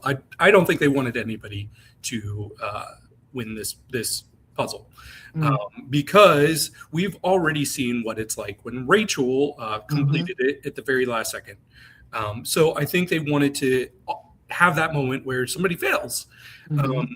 And these puzzles are not as easy as they seem because you No. can do a jigsaw puzzle at home. That's completely different than doing it here, where you have to build up. You can't just find random pieces that fit together. You have to start from the bottom and work your way up because otherwise the pieces aren't going to stay. You can't just Right. magically make them float. And not only that, the same puzzle is reversed on the other side. So you Yep. have to think, ooh, does this piece face me or does it flip around and face the other way? There's different things on different sides. So you Mm-hmm. have to think about it that extra layer. And you've only got 7 minutes. You've got pressure. So I think no matter what, anybody was going to lose this puzzle. And I think Mm-hmm. that's what they wanted. And I think they wanted the novelty of somebody voting for themselves for the Yeah. first time. Because it's never been done before. They want to do history on Survivor 50. That's what they've been trying to do. That's what they've been saying the whole time. Like, we want this to be things to be unprecedented. That's why Jeff participated in the challenge. It's never been done before. That's why um the guy Zach Brown came onto the beach and did a whole concert and cooked for them because it's never been done before. That's why Mr. Beast is gonna show up next week, giving out a challenge or whatever he's doing for whatever he's doing because it's never been done before. That's what 50 is. It's things that has never been done before, and they wanted the unprecedented. Oh, we have this person having to vote for themselves on Survivor 50. It's dumb. I just don't think he should have had to announce it. I think if he was gonna do it, fine, let him do it. That's just what he has to do. But why does he have to announce himself? Yeah. Because you just cut his legs off in a game where he need his legs. Hmm. But I mean, some people could have survived. Like if it was Sari coming back with one vote against her, I don't think she I would don't have think been people in would have trouble. piled on. I don't think they would have either, because all of them think they got her. But it would have been people like Jonathan. This is the time to get Sari out. We don't have, this is the time to get Sari. When are we gonna ever get a chance to get Sari? If But it's then you have anybody, it's going to be him. I just know it. it would have been him. 100% it would have been him. And he would have got some push because Ozzy and Rizzo would not have let that happen. They would have gave they heard their idol before they would have let that But happen. they This can't. They have to play it on Oh themselves. no, they can't. They have to play on themselves. They can't. They can't do that. Sari has the extra vote, but then she also has Tiffany, and she also has so Ozzy Rizzo not voting for Sari. Tiffany not voting for Sari. Aubrey not voting for Sari. So Christian would not have voted for Sari because Christian would have had to vote for himself. So or no, if Sari had to do that, Christian would not have voted for Sari because Christian thinks I think Jonathan, Joe, possibly. Stephanie, maybe. But I don't know if Stephanie would Mm, because Sari knows her secret true. about her advantage. So I don't know. I don't know. I think Sari might have been okay with that if that happened to her. But yeah, we didn't need Sari to go on another journey. She's fine. No. She was fine. She's good. But Million Dollar Survivor 50. Interesting episode. Sure. $1 million Secret. 3 episodes, episode 4 through 6. I'm gonna say this. The first week outshone the second week of drops. I thought the first week was good. I thought the second week was. I thought the first week was really really good. I thought the second week was. It was okay. It was some things I didn't like. It was some things that I liked. It was some things that I was like, okay, y'all. Again, I think my problem with $1 million Secret is some things just way too obvious. Some things are not, and I don't like the vagueness of things. And this week, for the first time in this season, it felt very I felt the hands of production in these episodes. Last week I didn't feel the hands of production as much. This week I felt the hands of production trying to create a story. And it was like, okay, okay, I see what you're trying to do here, which is fine if that's what they want to do. It's their show. And I think, like I said on the podcast, I think Netflix is not used to not having scripted things that they have to make storylines up for everything. And I felt the hands of production in the story that they were trying to produce this in these 3 episodes more so than I did in the last 3 episodes. So kind of interesting. Hmm. Fair. I mean, I still really liked this group I of did like it. episodes. I Yeah. still like it, but it was just For me, this is way outshining season one, like oh it's significantly. oh yeah, oh season 1 for sure. Yeah. Season 1, this is clearing.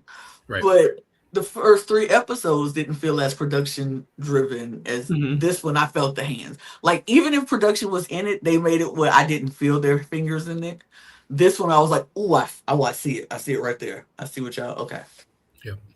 I will say this group of episodes really gave me two strong people to root for.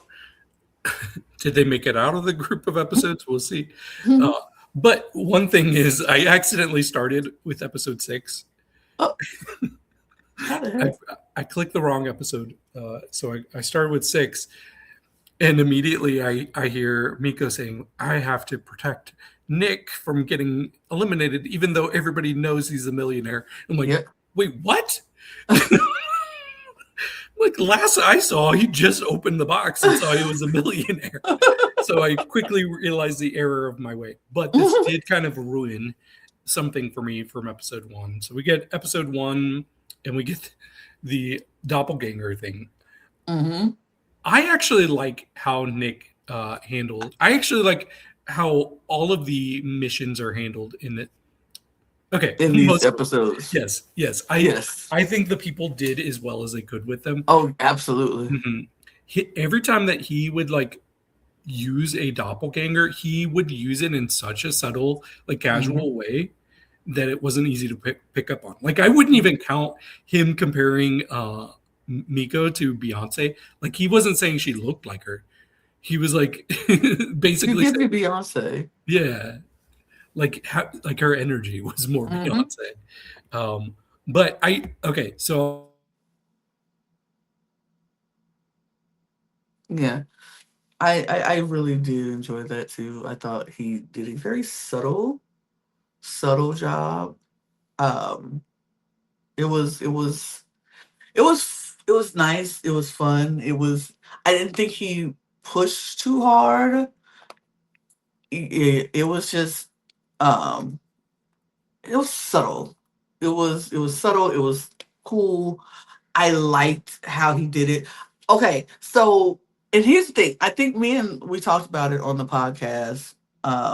With me and Logan talked about it that because Logan said he kind of felt like he didn't deserve to complete the mission with the Tom Cruise because he didn't initiate it, but Daisy did it.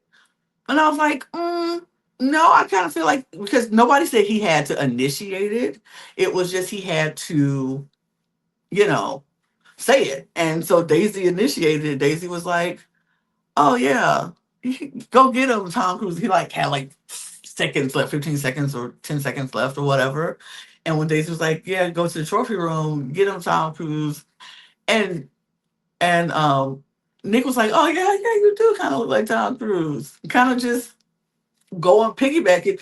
It counted. It said he still had 15 seconds left, so I'm like, it counted. So I, I think Nick handled this one way better than I would have thought he would have handled it because I thought because he's not a celebrity kind of guy, like he doesn't know celebrities like that. So I kind of thought he would be like, mm, not really, um, not really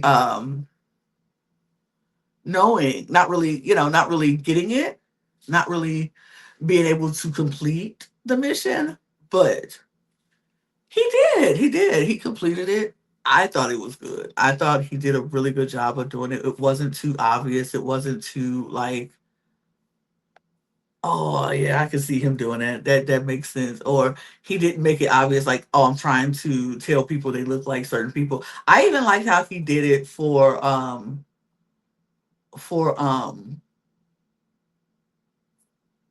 for what's his face, for Caleb, when he was just like, when they were walking down the stairs and he was like, you know, with this mount, with the mountain setting and then you in this hat and everything like that behind, kind of looked like Clint Eastwood. It was just so subtle. I enjoyed the subtleness of it all. So I totally appreciated that from Nick. And he got it done before they went to the trophy room. I really enjoyed the challenge of this one with the wines in the wine cellar place or the wine cottage, and the teams had to do all these different stages and people were left behind each stage. That mean they would not get a chance to get into the trophy room. So we had the team white and the team red, and people getting left behind. Lauren and Melissa stayed once, then Caleb ends up staying for the other one, and Casey stays behind for the white team because they did court stacks, and Casey couldn't get her court stacked right and Caleb couldn't get his. So then we had Kat and Hunter decide to stay for each team for the next one because it had to find the right wine, and they found the right wine um, with they found the right ones with um, the right label on or whatever. But both of them, not Casey. Casey didn't stay behind. I said Casey. It wasn't Casey. It was Lauren, and then Melissa, then Caleb, and Daisy, and then Hunter and Kat. They both stay, and then Kevin and Casey. They beat Miko and Nick and all of that. It was fine. So Casey and Kevin wins. Um they go into the trophy room, and at first Casey was like, Kevin had agreed Casey could get the clue, but Casey is now on the suspicion list because people are like, you were asking people about rom coms, and that might seem suspicious. Why would you want to know all of a sudden about people and their rom coms and how they feel or whatever? And so now people don't feel as comfortable with Casey going to the with Casey going into the trophy room because we don't feel that comfortable with you doing that. So Kevin just ends up going in there. He gets the clue that the millionaire was born the same year of an American Pie, Fight Club, and The Matrix came out in theaters. So they had to figure that part out. And once they figured out that those three movies came out in 1999, it was like, oh, okay, all right, they're cool. 1999, who's all in 1999?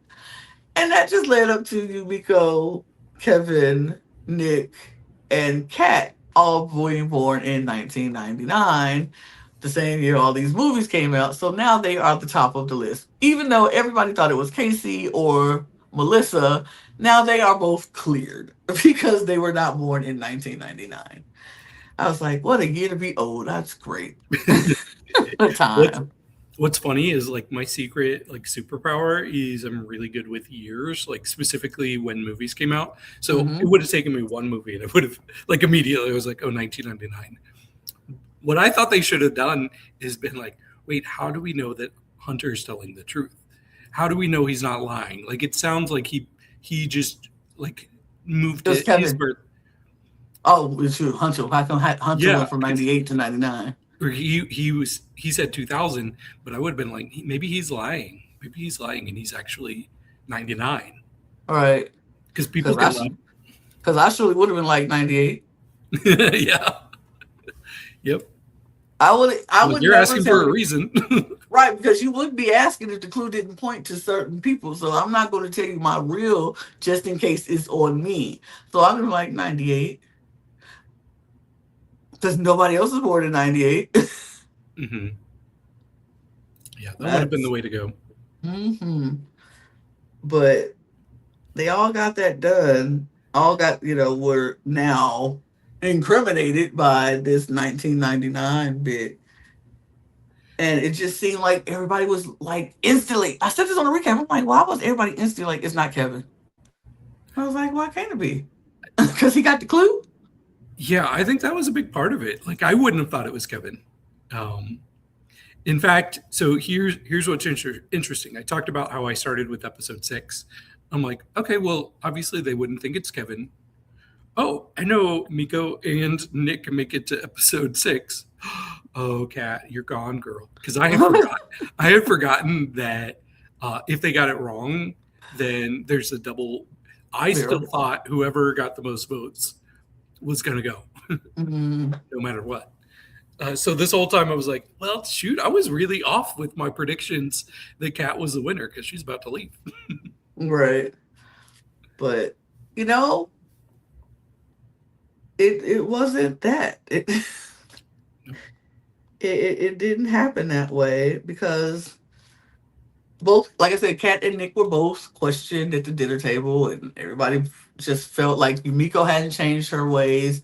So it wasn't Miko, it wasn't Kevin, because he had the clue. He could have changed the clue and altered it, and like, but then he would have had to come up with 3 movies that came out in '98 or 2000 to implicate somebody else. And it's like, I don't know what movie. Like, if that's not your superpower, I wouldn't have thought of 3 movies right off the bat Mm-hmm. that all came out in 2000. And 99.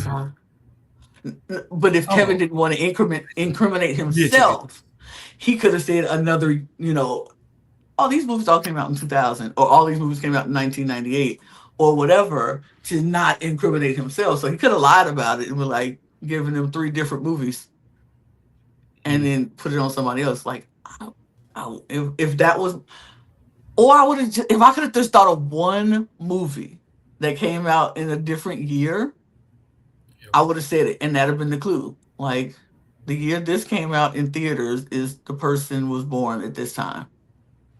Gladiator, year 2000. That would have been Hunter out the door right away. Like, I would have tried to figure out something, but see, like me, I'm not. That's not my superpower either. So I couldn't. I wouldn't remember when movies came out, the year they came out, and so I would have been like, ah, I don't know what movie came out that time. So I don't know, but the votes all went to Kat. Yep. Most of the votes went to Kat. But because they didn't vote out Nick, those votes got canceled. And the only votes that matter is Nick's double barrel shot. And he took out Melissa and Casey, which I was like, Poor Casey. I couldn't tell you a thing about her. and that is why, because she was not going to be there towards the end to be remembered. The only thing I remember about Casey is, girl, why you ask about rom coms? You shouldn't have Oh, did that. Because now you're suspicious and you lost your chance to go into the room. But I think it was smart to take out Melissa though, because yes. she really seemed like somebody like she was picking up where Natalie left off. Like she was a Mm-hmm. person so focused on who could be the secret millionaire Mm-hmm. nonstop, and she had good reads. Mm-hmm. She had really good reads. And so I said Melissa was the right choice. He opened up the game for everybody. And then Casey just, I don't think Casey was the right choice for Nick because she literally just accused you. And so it looks like that was the revenge shot because she just accused you. But Mhm. I get it. Okay. I have to talk about the clothespin gate of it all in this second agenda from Nick because I was like, Nick, you are not that smart. Because if you were smart, because he had to put clothespins on people. First of all, where do you get clothespins from? That's just gonna look super obvious that this is some kind of agenda. Because who walking around with some clothespins in the first place? But when he got caught, because he eventually gets caught, because he first puts the one on Lauren, did not get caught, perfectly fine. Then he tries to put one on Caleb, and he gets caught. I would have easily had the third one behind me Yes. and clipped it on myself Yes. and would have been like, what's that? Oh my God. And then I'm like, do I have one on me too? And then I'm like, oh, somebody playing. Who did that? I would have played it off like somebody is Because if he would have, if because Caleb didn't see him put it on him, Mhm. he just saw it later, and then Nick had one in his hand. I was like, And the one was on Lauren G for for a good so long, time. and she didn't notice. She Also, didn't by the know. way, anytime they say Lauren G, I think of Warren G. Warren G. That's why I stopped saying Lauren G since Lauren T is gone now. It's just Lauren. Because I can't be with, because all I hear is regulators. Okay. Mount up. But yeah, I said, Nick, all you had to do is put it on you and be like, Hmm. where y'all Also, get that? Go ahead. don't fall. I would stay so far away from Lauren because you don't want to be around her when she finds it. Yeah, You know? So the fact that he followed her and Caleb and then tries to put one on Caleb, I thought that was a really it was bad. bad move. Bad move. Like, no. So when he got that, I was like, shoosh, that was messed up. But you know who did get a secret agenda? Who just ate it up every time? Yumiko. Yumiko. Yumiko got her second, she got the second secret agenda. But here's why this has pissed me off. This is where I was like, production, get your grubby little paws off of this. Because what was the reason? What was the reason to add that twist at the end of her secret agenda that she had to keep the millionaire in the game? Because if you told her her agenda was to hit three people on the head, that's the agenda. She pulled it off. That's the agenda. I can't But believe she did it now, so smoothly. and she did it so smooth and so quick, like, boop, stop playing. Doop, y'all so silly. Doop. I was like, and nobody thought of nothing different. Nobody thought anything the wiser. She's just cute. She's just like everybody thinks Yumiko's cute. Everybody has a little. I think Kevin had a little crush on Yumiko. We know Nick had a crush on Yumiko, and Caleb is ride or die with Yumiko. So she Mhm. just went to the people who she could do it and get play with it. It's like, Right. and she pulled it off so smooth. Nobody paid any attention to it. If that was the end, she would have been smooth sailing, and it should have been the end. Because what do you mean you go add something else to the end, and now she has to keep the millionaire? What for? Because even if the millionaire goes out the game, the money was going to be randomly switched anyway. So just randomly put in her box. Yeah. I see that, but I think I found it more odd that people were. I don't want to get too far ahead of ourselves here, but I thought it made sense that she would want to keep Nick, even if he was the millionaire. I mean, True. we just saw Kat do the same thing with keeping Caleb, but they're close. Like they, as Right. Lauren They G said, they would make unnaturally cute beautiful babies. babies. I'm like, what do you mean unnaturally? Right. Not naturally. Like, why would they just make beautiful babies? Like, what are you Right. talking about? Which I agree they would. They would make But beautiful children. it makes sense that she would want to. I found it more weird that they were all suspicious of her after that. Yeah. Yeah. Because I'm like, y'all mad at strategy? Yeah.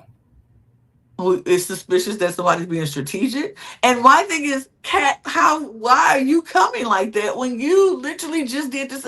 You understand why she's doing it. You did the same thing with Caleb. But The I think hypocrisy of this the episode. hypocrisy of it all, I Caleb was too, like, Hunter too. Oh my God. I'm like, what do you mean? Yeah, at You are that going round to, table when they were like, why are we not trying to get the millionaire? Why are we not trying to protect somebody who we know is a millionaire? And I'm like, what was happening a couple of episodes ago, guys? because I'll be like, oh, so it's okay when Caleb is the millionaire and we want to protect Caleb, but it's not okay with, oh, okay. Okay. It was so weird to me.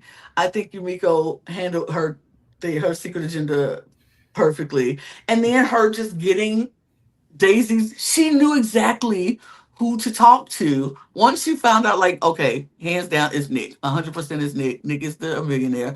I need to keep him in this game. How do I do that when most people know it's Nick? Okay, all right. And she went to Daisy because she know the words to trigger Daisy to go, yeah, that's a good idea. And her first thing out her mouth was, Daisy, we need to have a woman win this game. And Daisy was like, yes. Yes, 100% yes, girl. Girl power. Let's rock. Let's do this. How we gonna do it? How we doing it? We need to break up the romance. Period. Romance it is. We need to break up Nick and Hunter. Like all she did was say a few words to trigger Daisy into being like, yes, yes. she didn't push Daisy into saying Nick should stay. She just said Hunter's a bigger threat. Us, we just see how Hunter is playing. We just saw how he just did during the casino night. It's like we see this. We saw how Hunter played. He's strong. He's a threat, and she ran with it. She ran with it. She told everybody. She told Lauren. She got Lauren on board. She told Kat and Caleb, and Kat knew where the idea came from. It came from Yumiko, and Kat knew she was in a rock and a hard place because she knew she couldn't say no to Yumiko when Yumiko just followed her along with her plan just a little while ago. Like literally just did it. Caleb knows the same thing. Yumiko was the main reason why your agenda was pushed when you was a millionaire, why you were still in this game. Yumiko was that. And I'm like, y'all, so the same people who she had they back, y'all couldn't turn around and have her back? Uh, okay. Okay. All right. Okay. That pissed me off. I was like, this is. I mean, and they went with the plan. They kept Nick. Sure, great. The money was stolen. Yumiko got the money. All that was great because Hunter was eliminated because Yumiko got him out of the game. And I was like, Yeah. Can such a I just suck. say though, with Daisy, Mm-hmm. when she's against somebody, it Mm-hmm. feels like she really dislikes the person. Yes. I was like, She where did makes it this personal. energy come? Yeah. Like I feel like she's similar to people we see on the traders where they can only feel okay playing strategic going against somebody if they feel like they dislike them. And it Mm-hmm. just felt like out of nowhere she had this energy like she dislikes Yumiko. And it She said something that made me just want to punch her, yeah. Daisy. I wonder when she was like, "Oh, when Yumiko won, it made my skin crawl," and I was like, "Ugh, why? She's my Why?" least favorite. I don't like Daisy. I am not a fan. At first, I was rocking with her because when she told Natalie, like, I would drop you if you talk to me like this on the outside world. I was like, yes, tell And her see, I that. didn't like that either. I mean, I felt it was very honest because honestly, if Natalie talked to me the way she was talking to Daisy, I would have dropped her too. Like, who you talking to? But I didn't like how she was it was personal, like she made it a personal vendetta against Natalie, and I don't like how she making it feel like a personal vendetta against Yumiko, like when she doesn't like people. And it seems to be only women that she does this to, because I'm like, it's a pattern happening with you, Daisy, because you ain't had this smoke for nobody else. Mhm. Nobody else. Like you knew Nick was it, but you wasn't like, Nick makes me sick. He makes my skin crawl when I think about him winning. Right. Like you didn't do all that. Yep. So I don't know. Yeah, I was just in protect Miko at all costs, and Yeah, Nick, me too. because those were the two that I was alluding to earlier in the episode. Nick and Miko strongly solidified themselves as my favorites in this batch Mm-hmm. of episodes. So I was Mm-hmm. rooting for them at all costs. Um, Miko's challenge that she got here, Oh, she had to say 5 different international phrases or words.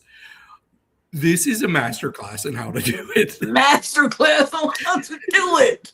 Oh, She got out 4 of those right away on Caleb, and he had no idea. And then she circles around later on in the and day. gets him again. She's like, "Konnichiwa, Kevin." Because it was just like, oh, it was so, oh my God. Because one thing Miko has done this entire time is just be Miko. And she's just been talking like Miko. And everything she do is like a lot of energy, a lot of sass, a Mhm. lot of fire, a lot of, like she'd be like, okay, goodbye, don't do it, don't play with me. I'm gonna do, she has always been that. So when she did it to Caleb and he told her about Daisy, she was just like, what? Why was she? Come, see, you know what? See, this song like a she got to go. Bye. Hasta vista. Peace out. Mahalo. Kick rocks. Child. Sayonara. Like she put all of them out there so fast. Caleb was just like, completely over his head that was the agenda. And then she was like, I was gonna try it with Kevin. Can't do it with Kevin because Kevin was flirting with her. I still think he was flirting with her. He was just like, see, you try to be cute because she's like, oh, you think I'm cute? Stop, Kevin. That's what he was just like, but she knew she couldn't do it. So she went back to Old Faithful. And she went right back to Caleb and was like, Rico, Kevin, Konnichiwa, Kevin, And he was just like, yep, Didn't see nothing. I was like, Yeah, that was the best secret agenda. Like, come on. In true. 2 seasons, nobody's done it better. True. I mean, if they wanted to challenge her, they would have made her say it to different people. So it did hmm help that she could like just use them all at once. But she still was flawless with that. It was beautiful. It was beautiful. I was like, girl, she ate that up. And then the challenge with the maze challenge, I was like, okay. I said on the podcast, it just took me right back to Big Brother when they did that maze challenge. They had to go through and find stuff, and I was like, oh, that's funny. But Daisy was a mess in the challenge. Ah, mess. And she made herself look suspicious, even if she wasn't the millionaire. Hmm. I was like, what is wrong with this? She was just like, all Miko wanted was for Nick to be the one to go by himself. Wait, we can all play though, right? Right? We can all play. She was like, yes, we can all play. It was just Yeah, somebody was going to play by themselves. And everybody looking at it her makes like, sense. duh. Like, it's an odd number of people. Somebody's going to play by themselves. And she was just like, oh, I was just questioning the rules. Like, do we all get to play? Of course you all get to play. Somebody's going to go into the trophy room. Everybody gets to play. It's not just Nick because we know he's not the millionaire anymore. And so she just made herself look a little guilty without Miko even trying. But Yeah, the, I was getting really irritated with her in this moment, so I was very glad that her team did not win this.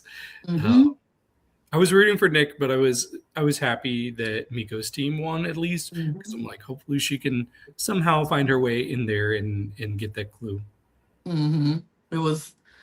I wanted her in there. I wanted her to be able to do it. But even when they got the clue, because it was Miko, Kevin, and Lauren, Lauren, yep. and Miko wanted to go in there. Kevin wouldn't have minded Miko going in there, but Miko was like, if it's not me, Kevin, you go in there too. That's fine. They just didn't want Lauren.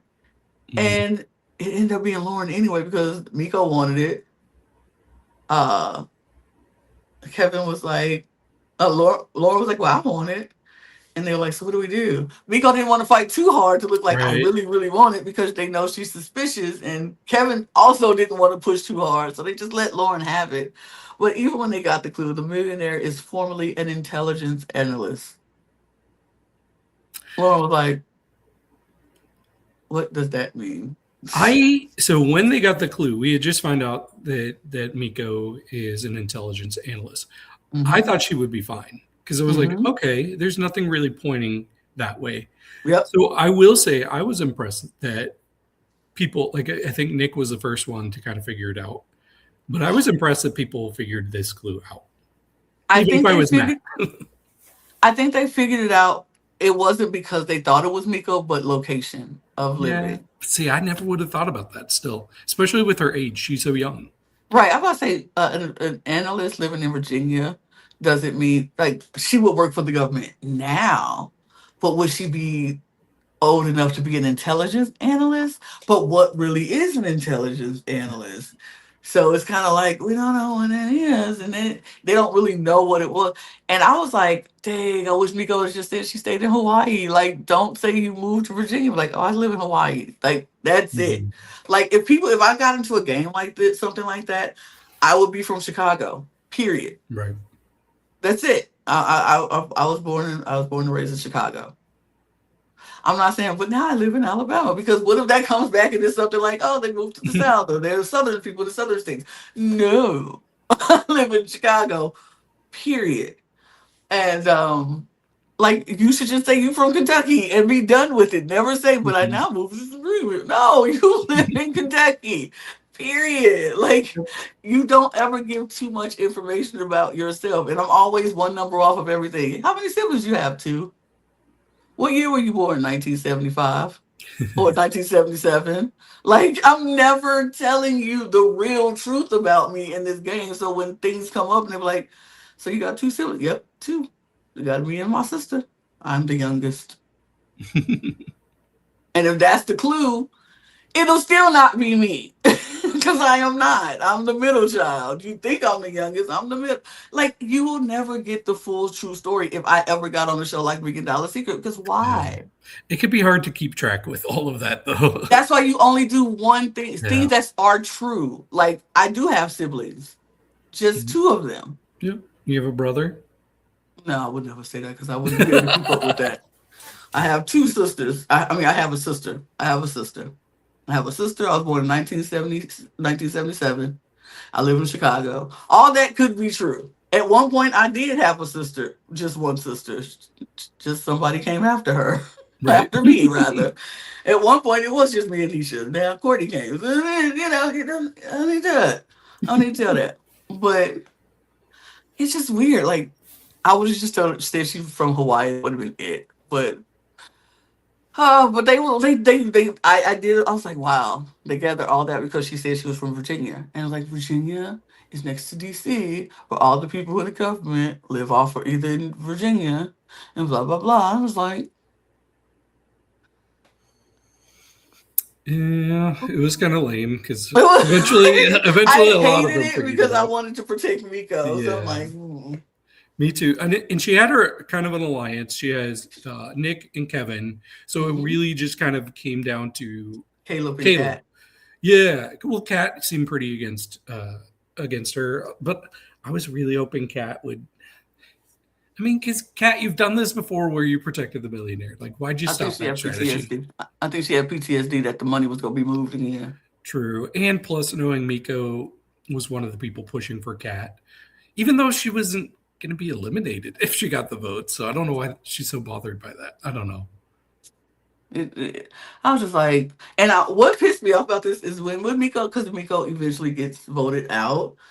I'm like, why didn't we see the vote breakdown on this one? Why didn't we see who voted for Yeah. Miko and who didn't vote for Miko? Because I would love to see if Kat actually voted for Miko, or I think she must have. If it was a majority, I mean, it could have been because if Kat and Nick and Miko all voted for oh, Daisy. so you think Kevin might have? Oh no, not Kat, Kevin, Nick, and Miko all voted for Daisy. And then Caleb, Kat, or if let's Daisy. say not even Caleb, let's just take Caleb out of the equation. Kat, Daisy, Lauren, all votes for Miko. Hmm. It had to be. It Yeah. had to be. It had to be. Unless unless somehow Kevin also voted for Miko. Unless Kevin also flipped and voted, but I don't think he so because he literally told Miko, "I'm voting for Daisy." Right. And I know Nick knew Miko was the millionaire, but also wanted to keep her because he knew she saved him. Hmm. And it's good to know where the money is, like he said, so I can take it at the end. So it would make sense to keep Miko if I was Nick. Yep. I just feel like Kat. That's why I don't want her to win now. I'll be honest. I'll be so honest. Yeah. Because I think she did it, and I was like, you couldn't even stick with your girl when she stuck with you. Like she took your little plan and rolled with it and didn't question it. Right. And you couldn't do the same for her. Hmm. Hmm. Yeah. I don't, But I don't like that. I will say the moment after she was voted off and uh, Miko started talking about why it was so important for her Mm-hmm. and her representation, that was so emotional. Ugh. Like everybody was feeling it. Even the haters around the Mm-hmm. table were crying. Yeah, it's funny because the person who seemed the least moved, like visibly moved, was Nick. Nick. Nick. I'm like, Nick, why aren't you crying? This is your Like girl. he was like, yeah, I ain't getting no chance to really lock that down, but it's cool. I'm going on perfect match later, so it's okay. Right, right. But yeah, Uh, that scene really got me. they did too. I was like, she was sweet. She was like, so much stuff I'm representing and I was trying to do for it, but it's fine. And even Kevin was like, come here, no, come here. That's how I knew she did it. That's how I knew she voted for her. Because she was like, no, seriously, come here. No, seriously, I'm sorry, come here. I'm like, you, get out of here. Yeah. You. Oh, I don't like you. I don't like you because she stuck with you. She rolled with you. Caleb, she rolled with you, man. She helped you get your agenda. You wouldn't be here if it wasn't for Miko, because Miko was the one that got Cat and Hunter on board to do that. Yeah, I couldn't ride for her. Flexible game, I guess. It pissed me off. It pissed me off because I was really hoping Miko would at least get through it and make it to the finale. And I wanted her and Nick to get that far, but whatever. Definitely rooting for Nick now. I mean, I still like Kat. I didn't like her as much in this group of episodes. I Hmm. kind of wouldn't mind her winning just so I could be like, I called it. I called it from the Right. first episode. But I'm rooting for Nick. I personally like Nick. My other partner, $1 Million Secret partner, does not like Nick. Does Oh, does not like Nick at all. And I was like, I still like Nick. So I personally want to see Nick win. I feel like Nick probably does win because he's on Perfect Match. Then that makes me sense to me. But I don't know. And then from the previews that I saw, I see a lot of tears from Kat, and I don't oh know if yeah. she's strong enough to get through this end game.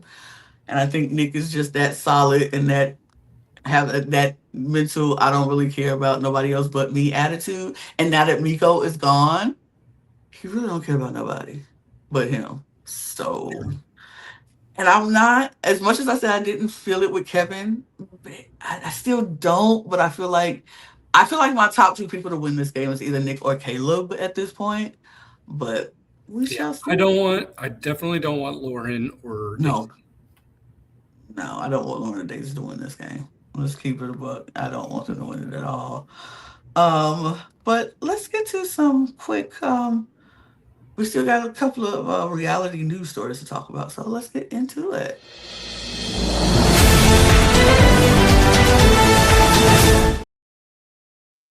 So, Fear Factor House of Fear has officially been renewed for the second season, and Fox announced that the premiere episode of season one had 16.5 multi platinum viewers, 16.5 million multi platinum viewer, ranking number one in unscripted Platform, season. multi-platform. Yeah, What did I say? multi-platinum. Did I say platinum?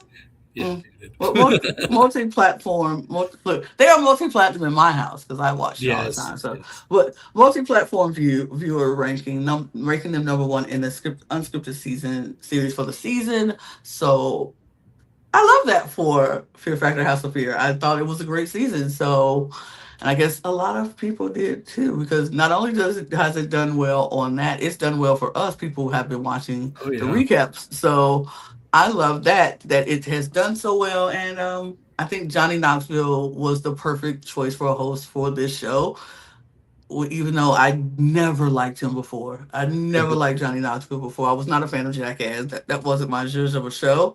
And I was never that into it. But I think he is the perfect, he has grown up a lot. So still has that silliness that the Jackass fandom loves.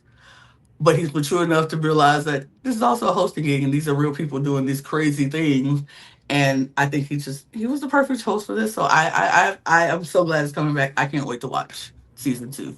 Yeah, me too. We knew that they had opened up applications a while back, but we didn't know for sure that it was going to have a second season. So it's good to get that confirmation finally. Hmm. But in other news, so last week we talked about a new reality show that was being filmed called The Family. Well, Hulu has actually announced that it's going to be called The Mob, and it's going to be hosted by one of my faves, one of my absolute favorite funny women, and it's Parker Posey. Hmm.